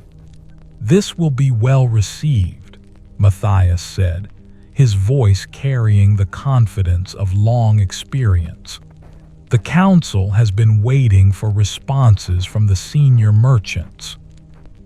Heinrich accepted the compliment with modest acknowledgement, then spent a few minutes discussing the proposal with Matthias, whose decades of service had given him keen insight into guild politics and decision-making processes.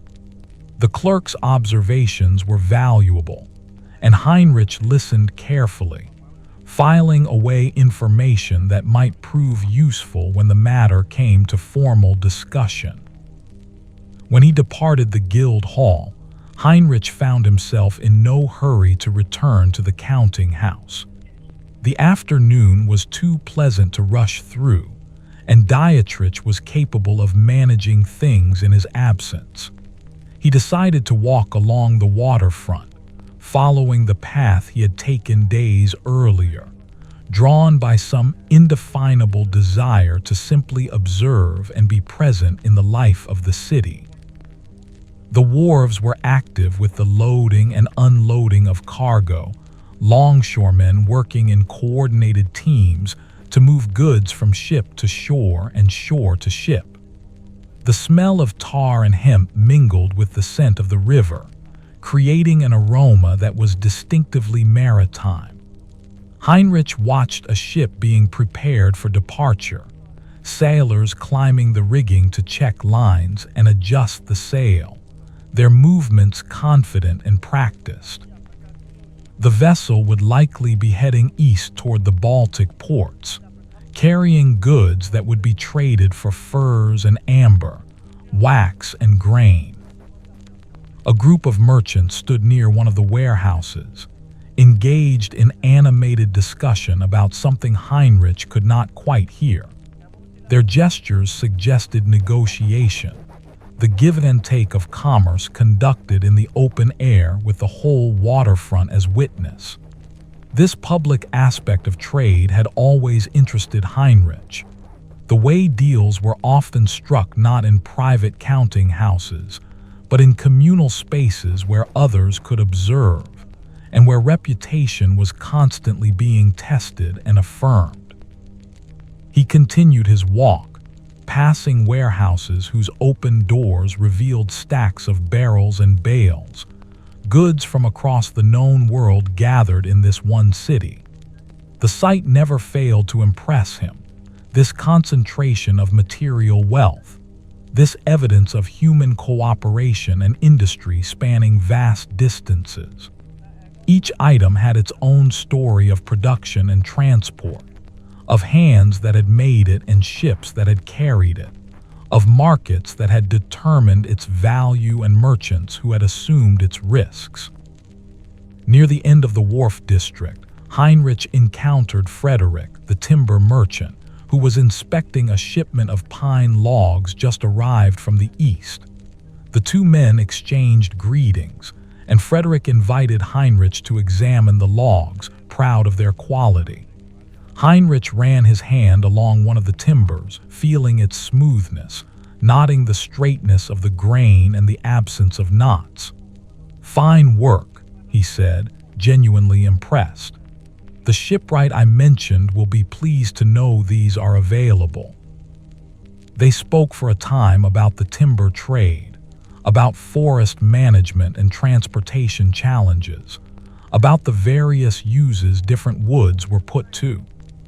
Frederick's knowledge was deep and specific, accumulated through decades of specialization, and Heinrich enjoyed hearing someone speak with such expertise about their particular domain.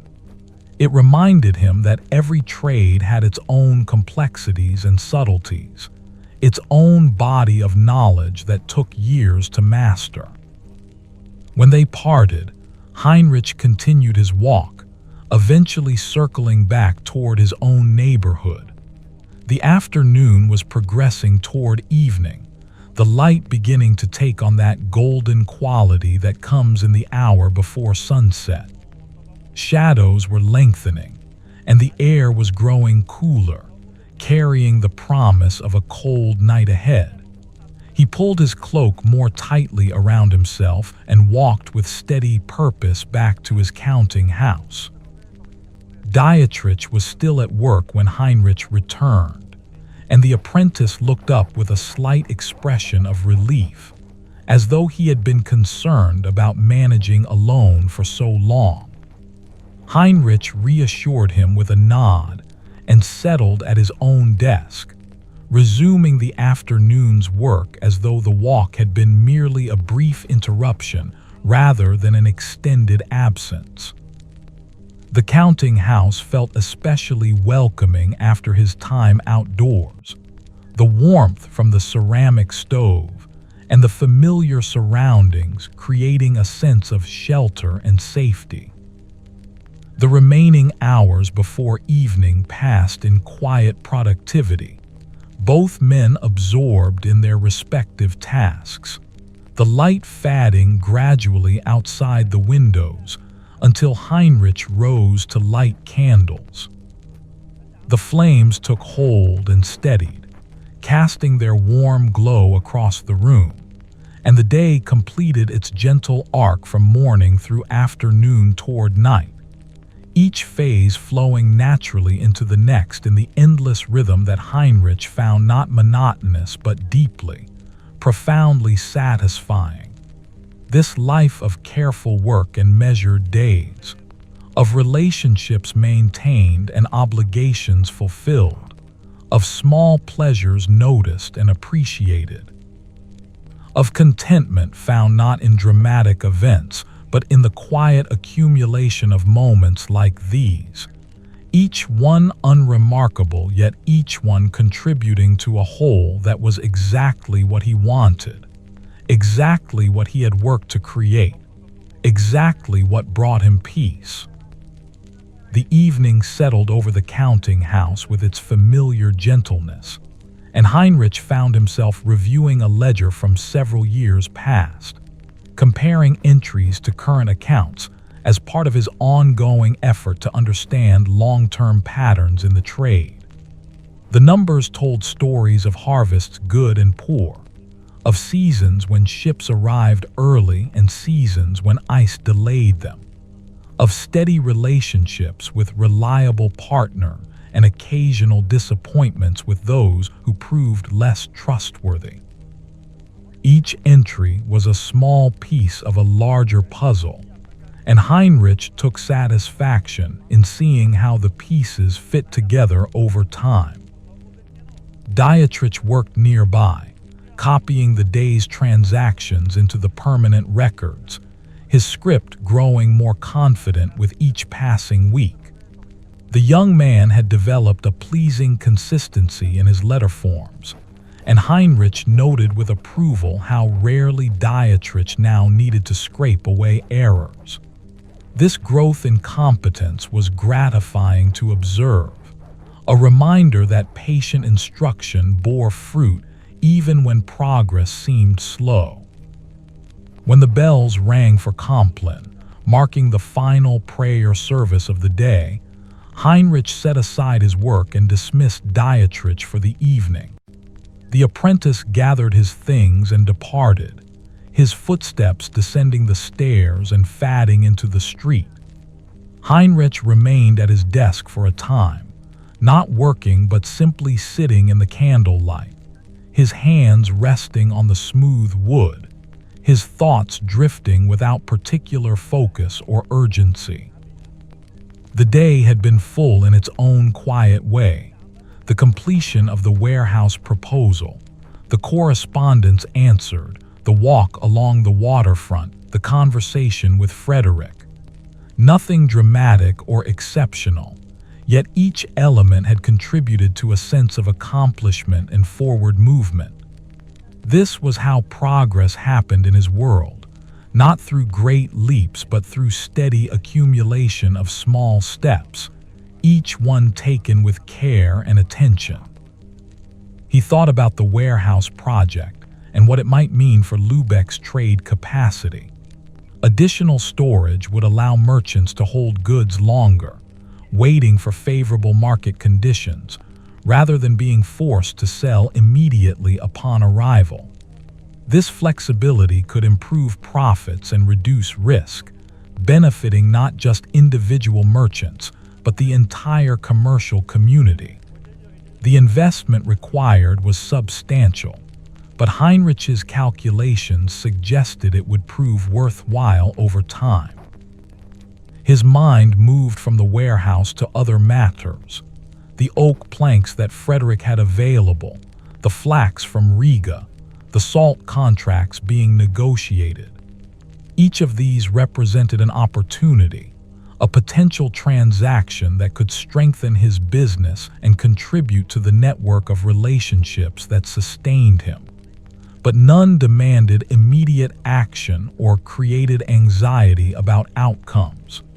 They were simply possibilities to be considered and acted upon when the time was right. The candles had burned down considerably, their wax pooling around the wicks, and Heinrich decided it was time to retire for the evening. He performed his closing ritual, checking that everything was properly arranged, then extinguished all but one candle, which he carried with him as he descended to the kitchen. The building was quiet around him, settled into its nighttime stillness, the only sounds the occasional creak of timber and the whisper of wind through the eaves. In his sleeping chamber, he prepared for bed with his customary thoroughness, the cold water in the basin shocking but invigorating against his skin. Through the window, he could see stars scattered across the clear sky, and a thin crescent moon hung above the rooftops, its pale light barely sufficient to silver the edges of chimneys and gables. The night was cold, promising frost again by morning, and Heinrich was grateful for the warmth of his woolen blankets. He lay in bed, his body releasing the day's accumulated tensions, his breathing deepening naturally as relaxation spread through his limbs. His thoughts continued their gentle drift, touching on Ernst in distant Visby, wondering what his brother might be doing at this moment. Perhaps also preparing for sleep, or perhaps still working, the time difference between their cities creating a slight displacement in their daily rhythms. The thought of Ernst brought warmth, not the physical warmth of fire or blankets, but an emotional warmth, the comfort of knowing that family existed even across distance. Sleep approached with its usual patience, and Heinrich surrendered to it without resistance, allowing consciousness to fade into the darkness that held dreams and rest. The night passed in its appointed hours, measured by the watch calling through the streets, by the slow turning of stars overhead, by the gradual cooling of hearth stones and the settling of timber in cold air. And Heinrich slept peacefully, his breathing slow and regular, his face relaxed into that expression of deep contentment that was his emotional baseline, his natural state. Morning arrived with its customary announcements, bells ringing across the city, voices beginning to call in the streets, the gradual increase of light as dawn broke over the eastern horizon. Heinrich woke naturally and lay for a moment in that transitional state between sleep and full waking, aware of the new day beginning but not yet ready to leave the warmth of his bed. Eventually, the cold air and the sound of activity outside motivated him to rise, and he dressed quickly in the chill chamber before descending to the kitchen. Greta had arrived and was preparing porridge, the smell of cooking oats filling the warm space. She greeted Heinrich with her customary nod, and he responded in kind, settling at the table to wait for his meal. Through the window, he could see frost covering the garden, each blade of grass edged with white crystals that would melt when the sun rose higher. The sight was beautiful in its own stark way, a reminder of winter's approach and the cycle of seasons that governed so much of life in this northern city. The porridge was thick and warming, and Heinrich ate it gratefully, feeling the heat spread through his body. With the meal came bread toasted over the fire, its surface crisp and slightly charred, spread with butter that melted into the warm surface. Simple food, honestly prepared, exactly what he needed to begin another day of work. In the counting house, Heinrich found himself drawn to a task he had been postponing, a thorough inventory of goods currently stored in his cellar and in warehouses throughout the city. The work was tedious but necessary, providing an accurate picture of his assets and helping identify items that had been held too long and should be sold before their value declined. He gathered the necessary ledgers and began the process, working through each category methodically. Dietrich arrived and was assigned the task of verifying physical inventory against the written records, a job that would require visiting several warehouse locations. The young apprentice accepted the assignment with his usual earnestness and departed with a list of items to check and a leather satchel for carrying documentation. Heinrich watched him go, confident that the work would be done carefully, then returned his attention to the ledgers spread across his desk. The morning passed in focused concentration, Heinrich's quill moving steadily as he compiled information and made notations. The work revealed no surprises.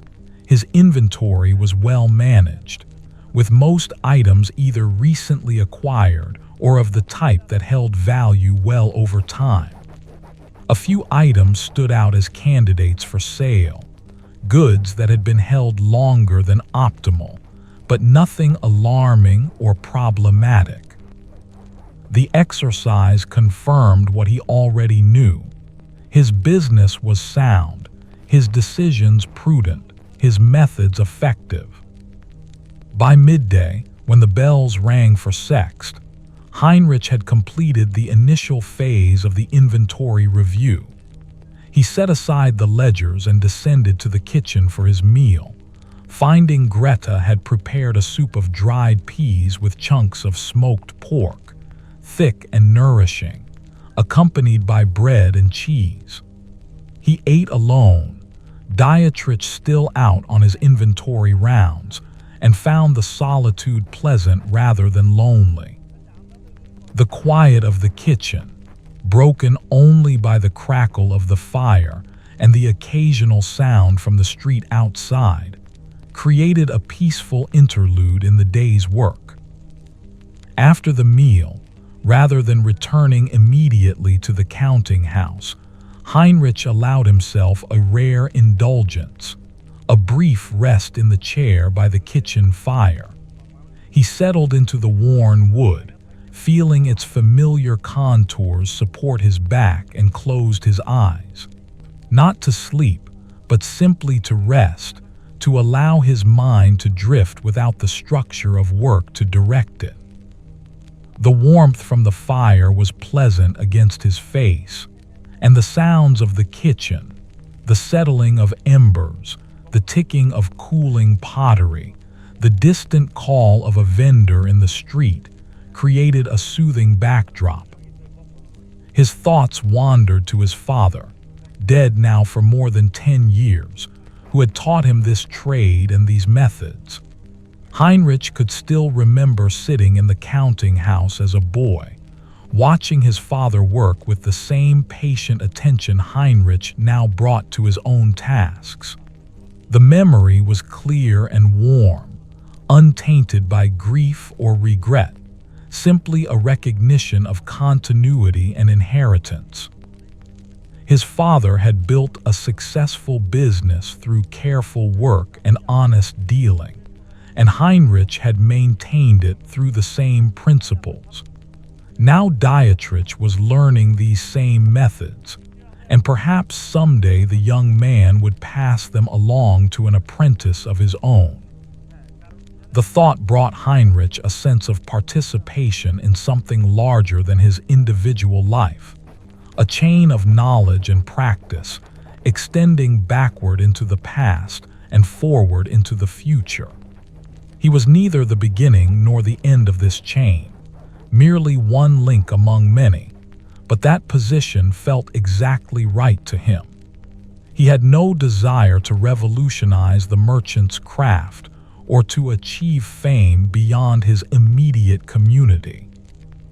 What he wanted was to do the work well, to maintain the standards he had inherited, to pass them along intact to the next generation. Eventually, Heinrich roused himself from his rest and climbed back to the counting house. The afternoon stretched ahead, and there was more work to be done, correspondence to answer, accounts to reconcile, plans to make for the coming weeks.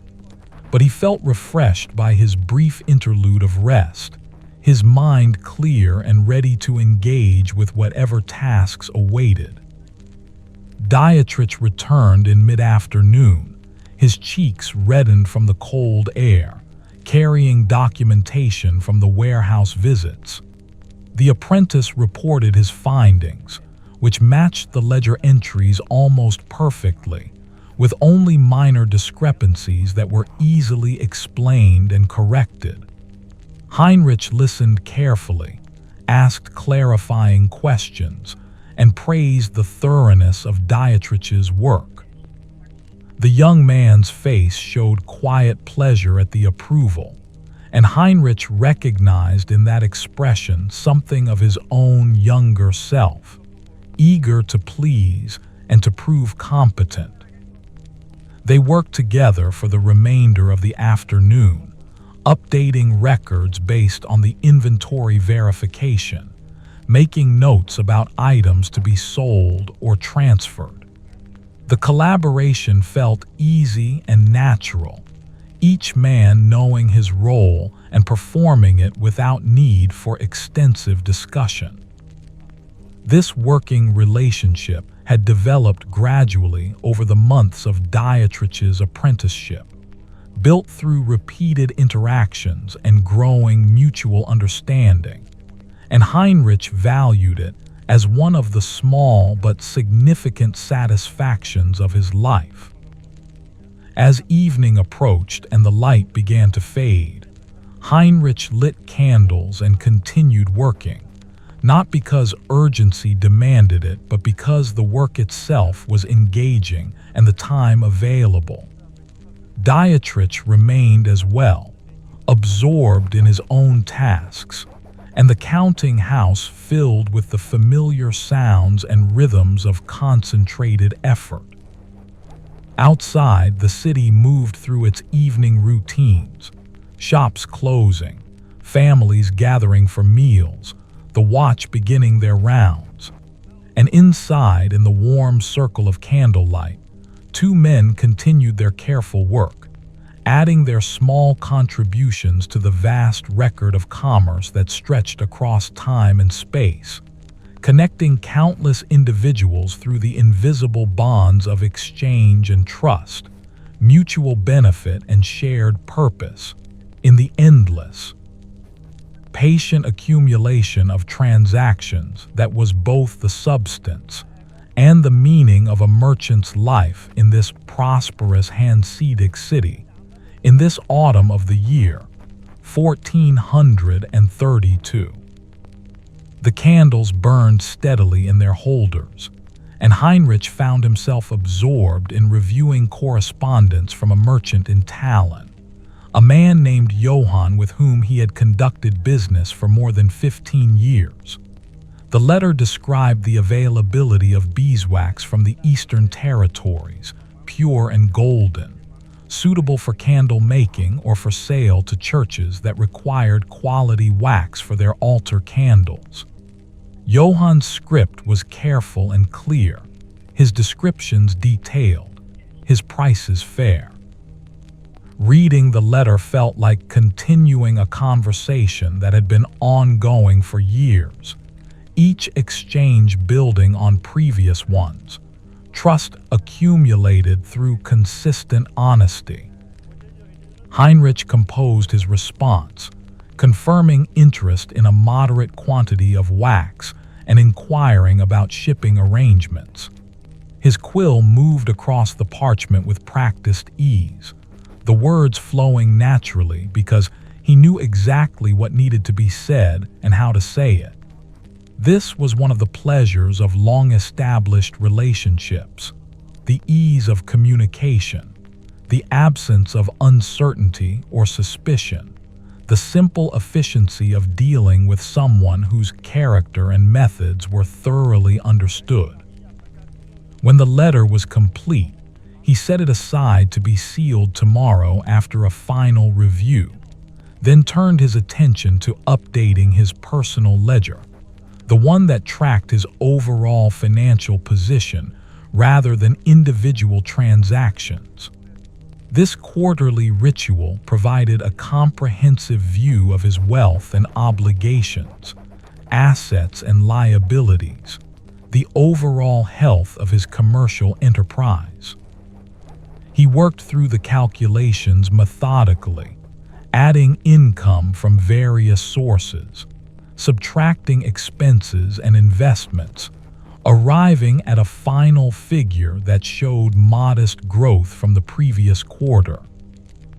The result satisfied him, not because the growth was dramatic, but because it was steady and sustainable.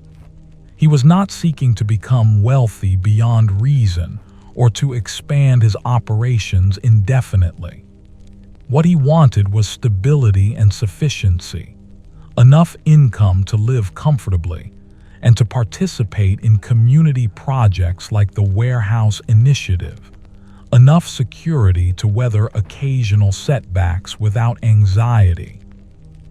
The numbers before him confirmed that he had achieved this balance, and the confirmation brought him his customary deep contentment. Dietrich had finished his assigned work and sat waiting quietly for instruction or dismissal. Heinrich glanced over and saw the young man's patient posture, his willingness to remain as long as needed without complaint or restlessness. "You may go," Heinrich said, his voice carrying warmth along with the permission. "The day's work is complete, and you have done it well." The apprentice rose and gathered his things, thanking Heinrich before departing down the stairs. His footsteps faded, and the building settled into its evening quiet, just Heinrich and the candlelight and the soft sounds of timber adjusting to the cooling air. He remained at his desk for a time, not working but simply being present in the moment, aware of the peace that filled the counting house, the sense of completion that came at day's end when tasks had been accomplished and nothing urgent remained undone.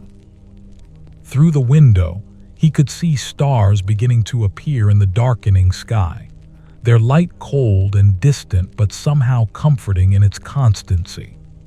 The same stars his father had seen, and his father's father before him, reaching back through generations, and the same stars that Dietrich would see long after Heinrich was gone, and Dietrich's apprentices after him, the celestial markers remaining while human lives passed through their brief spans.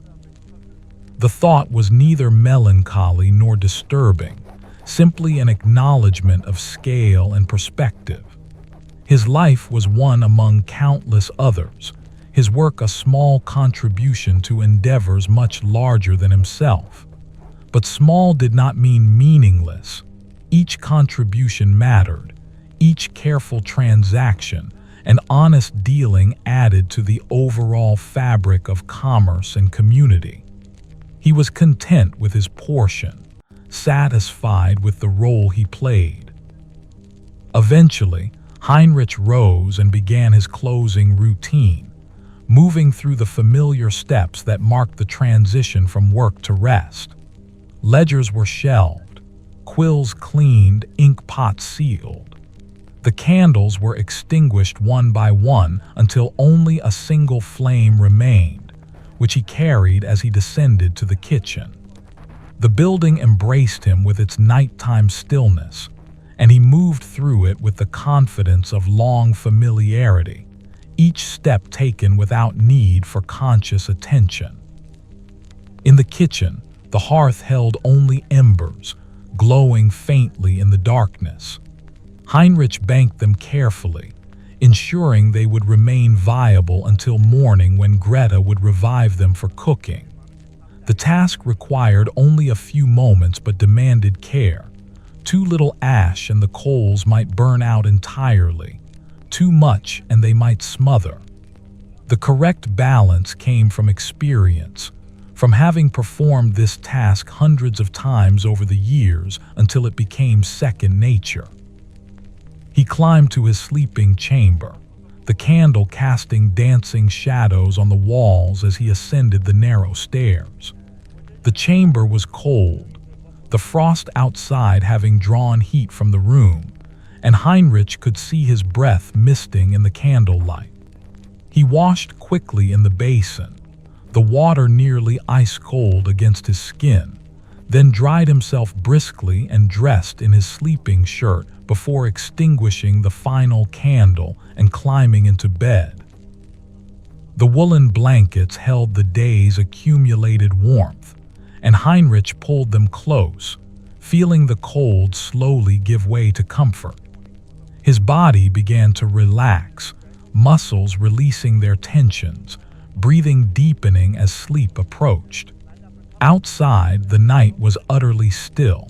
The city settled into rest, only the watch moving through the empty streets, their calls marking the hours in voices that carried through the cold air.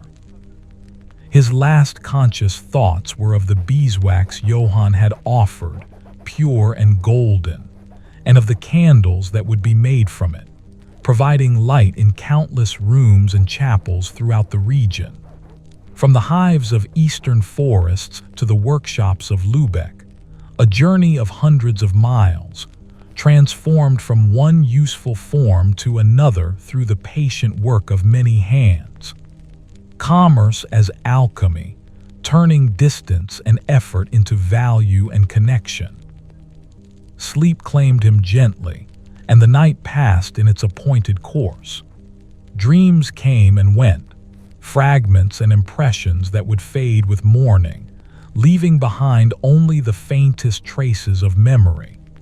The stars wheeled slowly overhead, marking time in their ancient patterns, and the frost deepened on rooftops and streets, transforming the city into a crystalline landscape of white and silver under the thin crescent moon. Morning arrived as mornings do, gradually and inevitably, light seeping into the eastern sky and spreading westward across the heavens.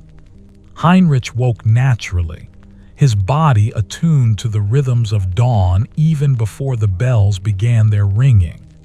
He lay still for a moment, oriented himself to the new day, then rose and dressed in the cold chamber, his movements efficient and practiced. The kitchen welcomed him with warmth. Greta had already revived the fire and was preparing porridge. Steam rose from the pot, carrying the scent of oats and milk, and Heinrich settled at the table to wait for his meal. Through the window, he could see the frost-covered garden, each plant and stone outlined in white. The whole scene possessed of a stark and simple beauty that pleased his eye. The porridge came thick and hot, and Heinrich ate it slowly, feeling warmth spread through his body with each spoonful.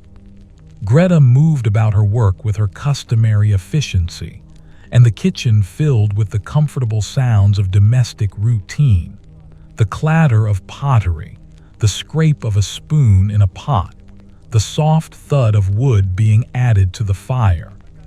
These sounds formed a backdrop to Heinrich's thoughts, which were already turning toward the day's work ahead. In the counting house, he found everything as he had left it, orderly and ready for the new day's tasks. He settled at his desk and opened the ledger he had been working in yesterday, reviewing his entries with fresh eyes. The numbers remained accurate, the calculations sound, but he made one small notation in the margin, a reminder to himself about a detail requiring follow-up. This practice of reviewing previous work had served him well over the years, catching occasional errors before they could compound and ensuring that his records remained trustworthy. Dietrich arrived punctually, bringing with him a letter that had been delivered to his lodgings by mistake.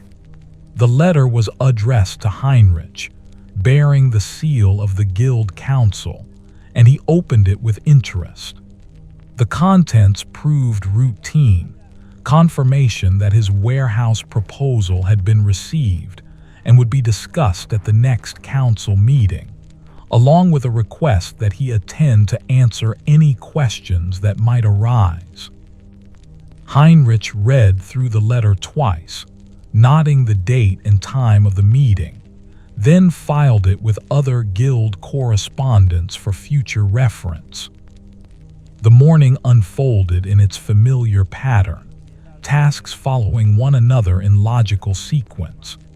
Heinrich worked on updating price lists for various commodities, incorporating information from recent letters and market reports. Dietrich transcribed documents, his script growing steadily more assured with practice. The ceramic stove radiated its gentle warmth, and outside the window, the frost gradually melted as the sun climbed higher, revealing the brown earth and green herbs beneath the white coating. By mid-morning, a visitor arrived, a ship's captain named Otto, 54 years old, his face weathered by wind and salt, his manner straightforward and practical. Otto commanded a vessel that regularly sailed the Baltic routes, and he had come to discuss carrying a shipment of goods to Danzig. Heinrich welcomed him and offered a seat near the stove, then listened as the captain described his planned departure date and the space available in his hold. They negotiated terms in the comfortable manner of men who had done business before, each understanding the other's needs and constraints. Heinrich needed reliable transport at a fair price, and Otto needed cargo to fill his ship and make the voyage profitable. They arrived at an agreement without difficulty, Heinrich committing to have goods ready for loading within the week, Otto promising careful handling and timely delivery. The transaction was sealed with a handshake, their grips firm, their mutual regard evident in the directness of their gazes. After Otto departed, Heinrich made careful notes about the arrangement, recording the agreed terms and creating a list of items to be prepared for shipping. The work required attention to detail but not intense concentration, and he found his mind drifting occasionally to other matters. The upcoming council meeting, the inventory verification completed yesterday, the letter from Johann about beeswax. Each thought connected to others, forming a web of considerations and plans that defined his working life. The bells rang for sext, and Heinrich set aside his work to descend for the midday meal. Greta had prepared roasted turnips with onions, their surfaces caramelized and sweet, along with slices of cold ham and fresh bread.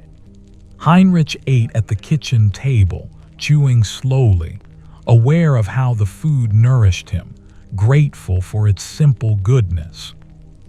Through the window, he watched a cat stalking along the garden wall, its movements fluid and purposeful, and the sight brought him a moment of simple pleasure, this glimpse of animal grace in the midst of his ordinary day.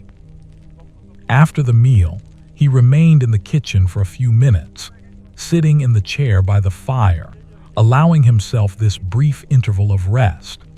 His ink-stained fingers rested in his lap, and his gaze was soft and unfocused, his mind empty of specific thoughts, simply present in the warmth and quiet.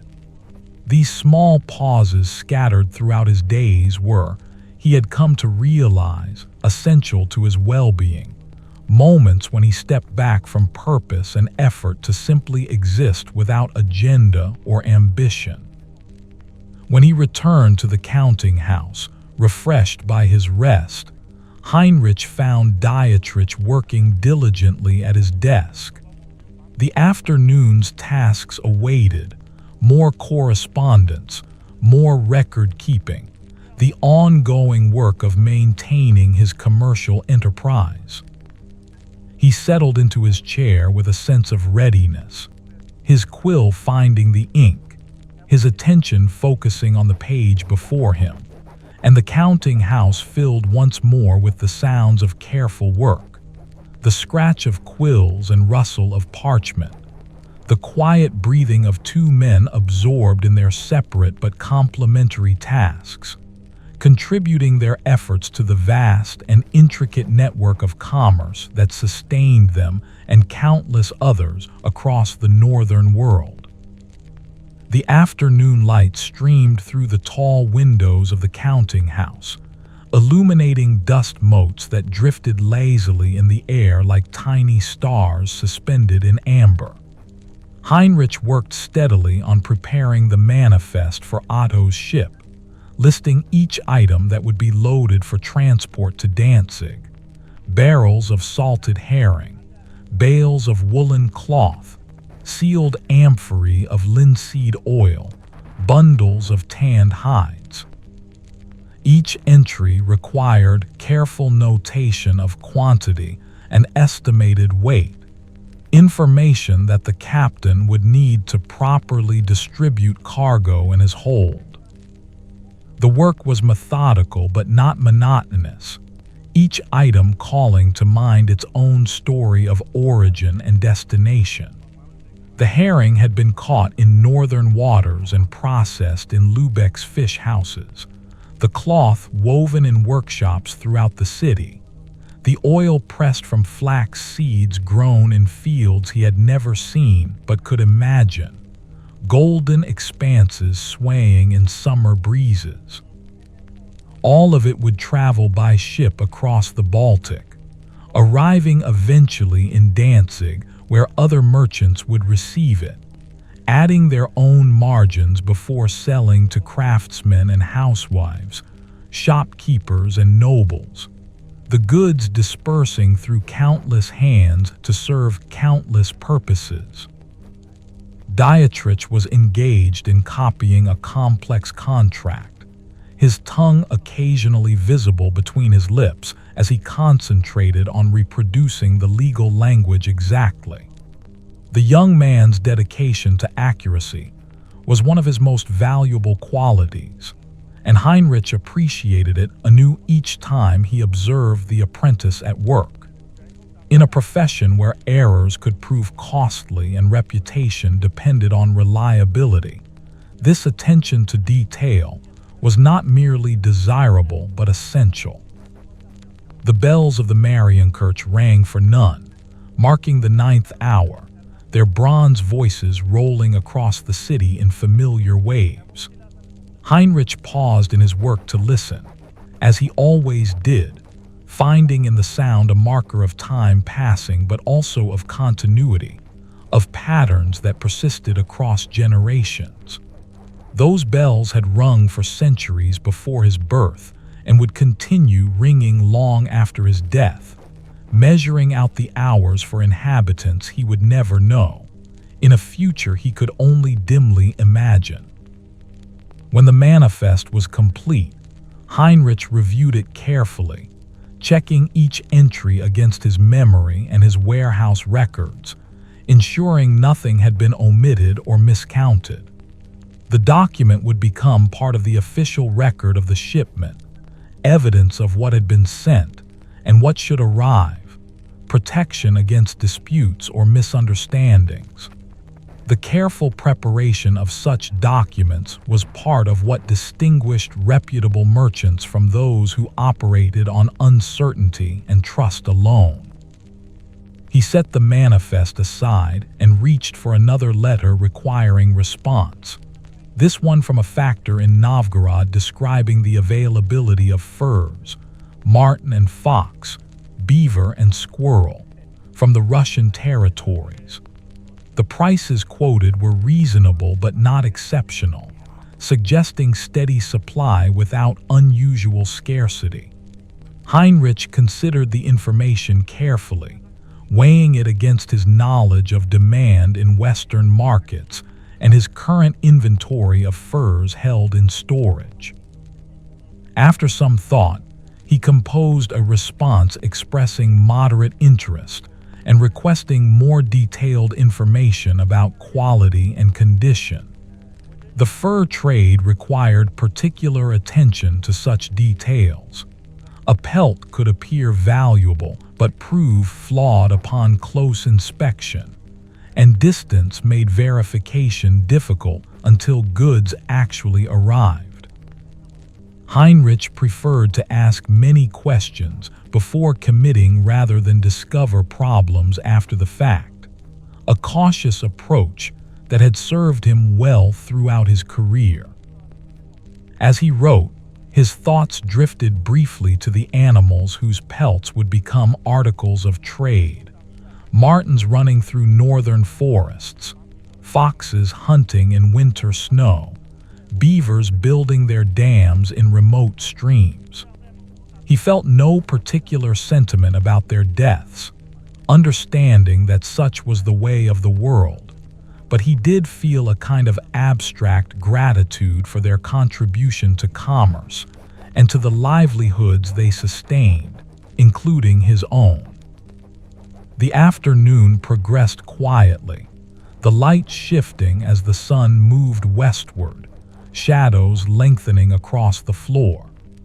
The counting house maintained its comfortable temperature, the ceramic stove radiating steady warmth, and Heinrich found himself appreciating the shelter and security of this space he had occupied for so many years. The solid walls, the familiar furniture, the shelves of ledgers documenting decades of transactions, all of it represented stability and continuity in a world where much was uncertain and transient.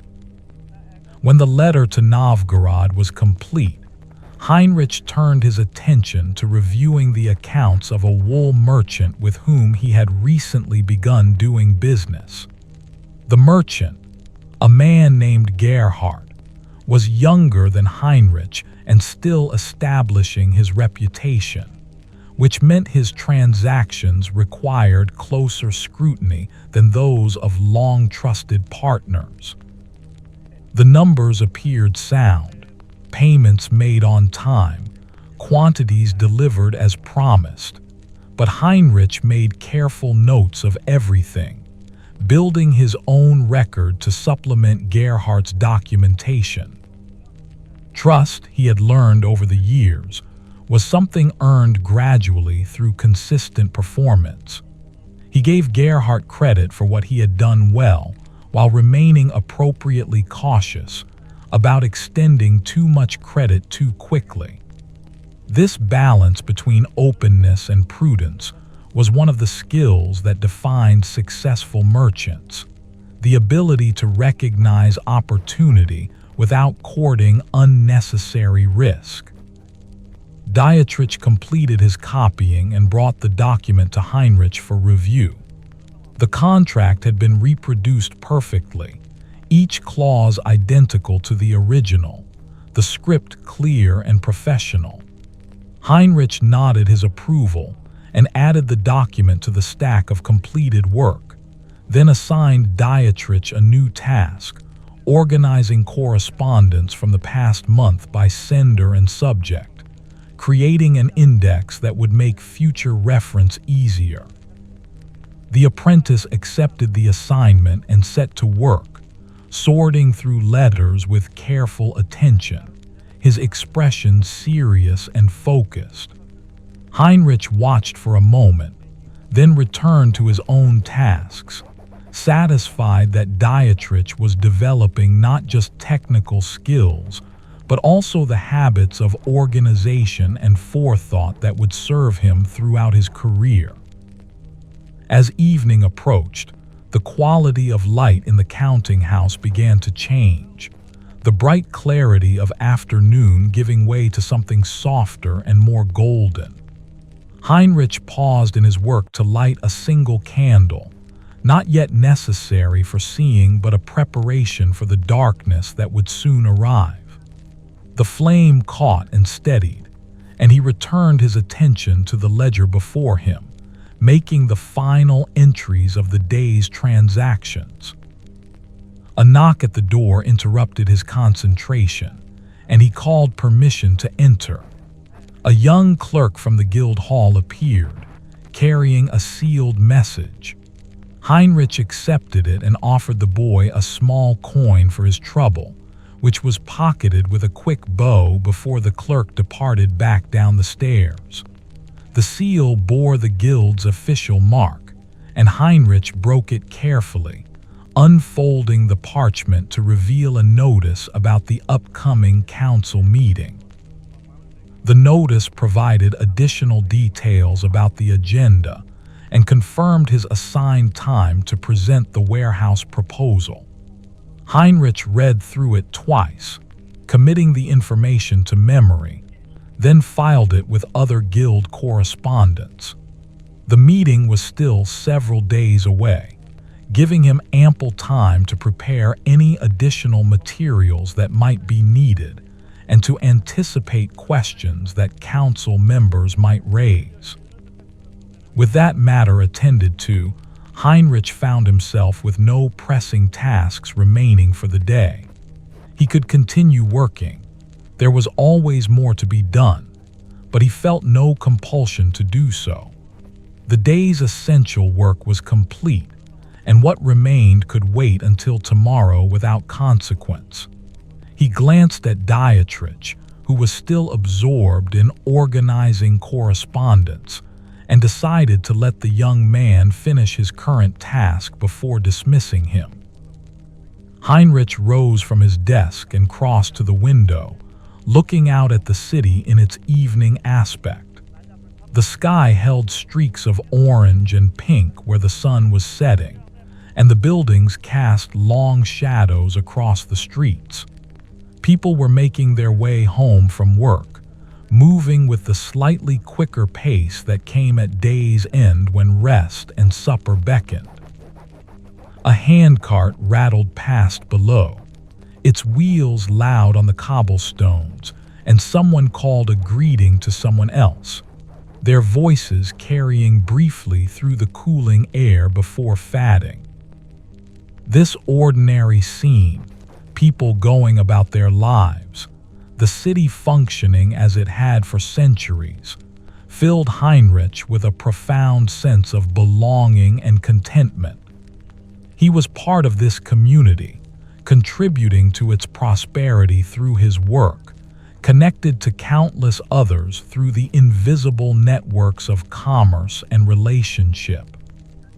His life had meaning and purpose, not because it was extraordinary, but precisely because it was ordinary, woven into the fabric of daily existence in ways both small and essential. Dietrich finished his task and looked up, awaiting instruction. Heinrich turned from the window and nodded to the apprentice. "Well done," he said, his voice carrying genuine appreciation. "You may go now. The evening is yours." The young man gathered his belongings and departed with his customary respectful farewell, leaving Heinrich alone in the counting house as twilight deepened into evening. He remained at the window for a time longer, watching the last light fade from the sky and the first stars appear overhead. The air beyond the glass was cold, but inside the counting house remained comfortably warm, and Heinrich felt no desire to be anywhere other than exactly where he was. Eventually, he turned from the window and began his evening closing ritual, checking each detail with the same care he brought to all his tasks. The ledgers were shelved in their proper order, the quills cleaned and arranged, the ink pots sealed against drying. The manifest for Otto's ship was placed where he would find it easily tomorrow morning. The correspondence requiring follow-up was stacked on one corner of his desk, and documents awaiting filing were placed in the cabinet. When everything was arranged to his satisfaction, Heinrich extinguished the candle he had lit earlier, leaving only one to carry with him as he descended the stairs. The building settled around him with its familiar creaks and whispers, timber adjusting to the cooling air, the sounds as comfortable as the voice of an old friend. In the kitchen, he paused to check the banked fire, finding the embers properly maintained, glowing softly in the darkness. He climbed to his sleeping chamber, the single candle casting its moving light on the walls, and prepared for bed with his usual thoroughness. The water in the basin was very cold now, almost shocking against his skin, but he welcomed its clarity, the way it seemed to wash away not just the physical residue of the day, but also its mental accumulation. Through the window, he could see the night sky scattered with stars, more visible now than they had been earlier, the darkness having deepened enough to reveal their full brilliance. Heinrich lay in his bed and drew the woolen blankets over himself, feeling immediate gratitude for their warmth and weight. His body relaxed into the mattress, releasing tensions he had not been fully aware of carrying, and his breathing deepened naturally as sleep began its approach. His thoughts drifted without urgency, touching briefly on the day's activities before moving on, like water flowing around stones in a stream. The warehouse proposal, the shipment to Danzig, the letter about beeswax, the furs from Novgorod, all of it settled into memory, becoming part of the ongoing narrative of his commercial life. Tomorrow would bring new tasks and new considerations, but for now, there was only this moment of rest, this transition from waking to sleep, this gentle surrender to the body's need for restoration. Outside, the watch called the hour, their voices distant but reassuring, and somewhere in the city, a dog barked once before falling silent. The night deepened around Heinrich's sleeping chamber, the cold intensifying, frost beginning to form on the outside of the window glass. But beneath his woolen blankets, Heinrich remained comfortably warm, his breathing slow and regular, his face relaxed into that expression of deep contentment that defined him.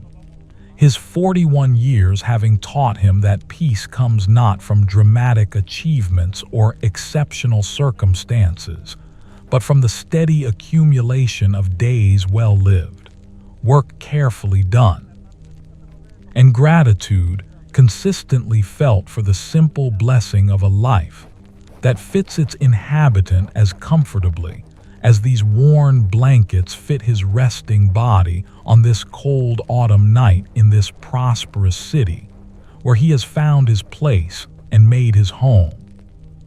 Sleep carried Heinrich through the night hours in its gentle embrace, and morning arrived with the sound of bells calling the faithful to lauds.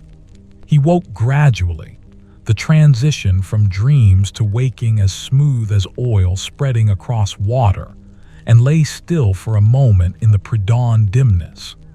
Through the window, he could see the sky beginning to lighten in the east, a pale glow that promised fair weather for the day ahead.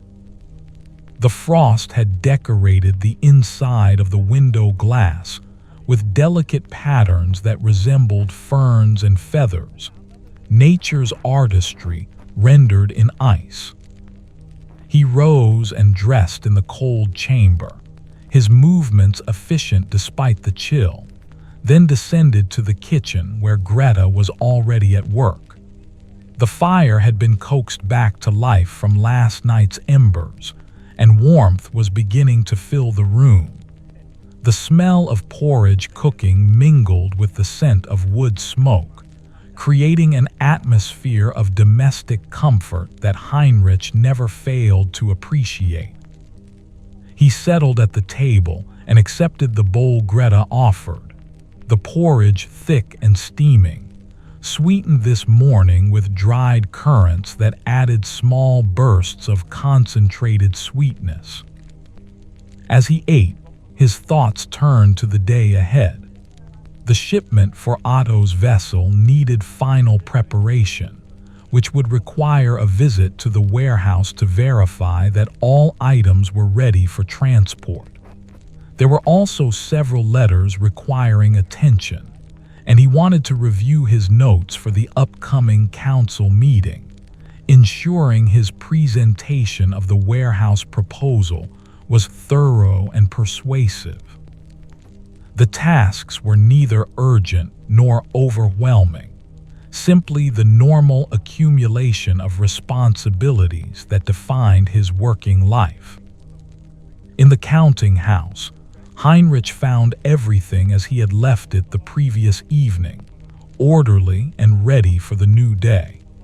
He settled at his desk and began by reviewing the manifest he had prepared for Otto, checking once more that all quantities and descriptions were accurate. Satisfied with the document, he set it aside and turned his attention to correspondence, selecting a letter from a merchant in Bergen who dealt in dried cod from the Norwegian fisheries. The letter described the autumn catch and the quality of fish being prepared for export. Bergen's cod was renowned throughout the Hanseatic world, The fish dried in the cold northern air until it became hard as wood, capable of lasting for months without spoilage. Heinrich had purchased such fish many times over the years, and he knew the market well. The steady demand from southern regions where fish provided essential protein during religious fasting periods, the reliable profits to be made from a commodity that was both necessary and durable. He composed a response indicating interest in a substantial quantity, contingent on receiving samples to verify quality. His quill moved steadily across the parchment, forming words that balanced enthusiasm with prudence, commitment with appropriate reservation. The letter would travel by ship to Bergen, a journey of several weeks depending on weather and winds, and the merchant there would read Heinrich's words and make his own decisions about how to proceed. Commerce at such distances required patience and trust, the willingness to wait for responses and to honor agreements made across vast spaces. Dietrich arrived as Heinrich was sealing the Bergen letter, and the young apprentice settled immediately into his work without need for instruction. The counting house filled with the familiar sounds of quills on parchment, pages turning, the occasional creak of furniture as weight shifted. Outside the window, the city was coming fully to life, voices calling in the streets, the rattle of carts, the sound of a hammer striking metal in some nearby workshop. All of it formed a backdrop of ordinary activity that Heinrich found deeply satisfying. By mid-morning, Heinrich decided it was time to visit the warehouse to verify the shipment for Otto. He donned his cloak and informed Dietrich he would be absent for an hour or so, then descended to the street. The air was cold but still, the frost having melted where sunlight touched but persisting in shadows. His breath formed small clouds that dissipated quickly, and he walked with steady purpose through streets he knew as intimately as the layout of his own counting house. The warehouse was located near the wharves, a substantial timber building with thick walls and a slate roof. Inside, the air was cool and filled with the mingled scents of dozens of different goods: tar and hemp, dried fish and leather, wool and wax and timber. Heinrich moved through the familiar space, locating each item on his manifest and verifying its condition and readiness for transport. The barrels of herring were sound and properly sealed, the bales of cloth wrapped in protective canvas, the amphorae of oil stoppered and secured. He made notes as he worked, confirming that everything was as it should be. The warehouse keeper, a man named Bruno who was 47 years old and had worked in this capacity for more than 20 years, accompanied him through the inspection, offering comments about storage conditions and handling requirements. Bruno's knowledge was extensive and practical, and Heinrich valued his input, knowing that the keeper's careful attention to such details had prevented countless problems over the years. When the inspection was complete, Heinrich thanked Bruno and departed the warehouse, satisfied that Otto's ship would receive cargo in excellent condition. The walk back to his counting house took him along the waterfront, where he paused briefly to watch the river traffic. A merchant vessel was being warped into position at one of the wharves, sailors working lines and calling instructions while longshoremen prepared to receive cargo. The scene was one Heinrich had witnessed countless times, yet it never entirely lost its interest. This practical demonstration of human cooperation in service of commerce. Back in the counting house, he found Dietrich working steadily on his assigned tasks. Heinrich settled at his desk and made final notes about the warehouse inspection, adding them to the documentation for Otto's shipment. Everything was ready now. The manifest prepared, the cargo verified, the arrangements confirmed. When the captain's ship was ready to load, Heinrich's goods would be among the first aboard, properly documented and carefully handled, beginning their journey across the Baltic toward Danzig. The bells rang for sext, marking midday, and Heinrich descended to the kitchen for his meal. Greta had prepared a simple but satisfying dish, bread and cheese, with slices of apple that still held some of their autumn crispness despite weeks in storage. He ate slowly, looking out at the garden where a few hardy herbs still showed green among the frost-touched beds. A sparrow hopped along the wall, its movements quick and nervous, and Heinrich watched it with mild interest until it flew away with a flutter of brown wings. After the meal, he allowed himself his customary brief rest in the chair by the fire. The warmth was pleasant against his face, and he closed his eyes, letting his mind drift without direction or purpose. Images from the morning drifted through his awareness: the frost patterns on the window, the warehouse interior with its stacks of goods, the ship being positioned at the wharf. None of these images demanded attention or reflection. They simply moved through his consciousness like clouds across the sky. When he returned to the counting house, refreshed by his rest, Heinrich found a new letter had arrived during his absence. Dietrich had placed it on his desk, and Heinrich broke the seal to find correspondence from Ernst in Visby. His brother's familiar script filled the page, describing business conditions in Gotland and responding to Heinrich's previous letter with news of family and colleagues they both knew. Ernst wrote about the approach of winter in Visby, about ships making their final runs before the Baltic became too dangerous for navigation, about preparations being made to sustain commerce during the cold months ahead. He mentioned mutual acquaintances and asked after specific merchants in Lübeck whom he had met during previous visits. The letter was warm and detailed, exactly the kind of communication that maintained their bond across the distance that separated them. Heinrich read through the letter twice, savoring the connection to his brother, then set it aside to answer later when he had more time to compose a proper response. For now, there were other tasks requiring attention: ledgers to update, accounts to reconcile, the ongoing work of maintaining his commercial enterprise. He opened a ledger and began making entries, his quill moving with practiced precision, each line of script adding to the permanent record that documented his business activities. The afternoon unfolded in its familiar rhythm, work progressing steadily without haste or urgency. Dietrich asked occasional questions, which Heinrich answered patiently, using each inquiry as an opportunity for instruction.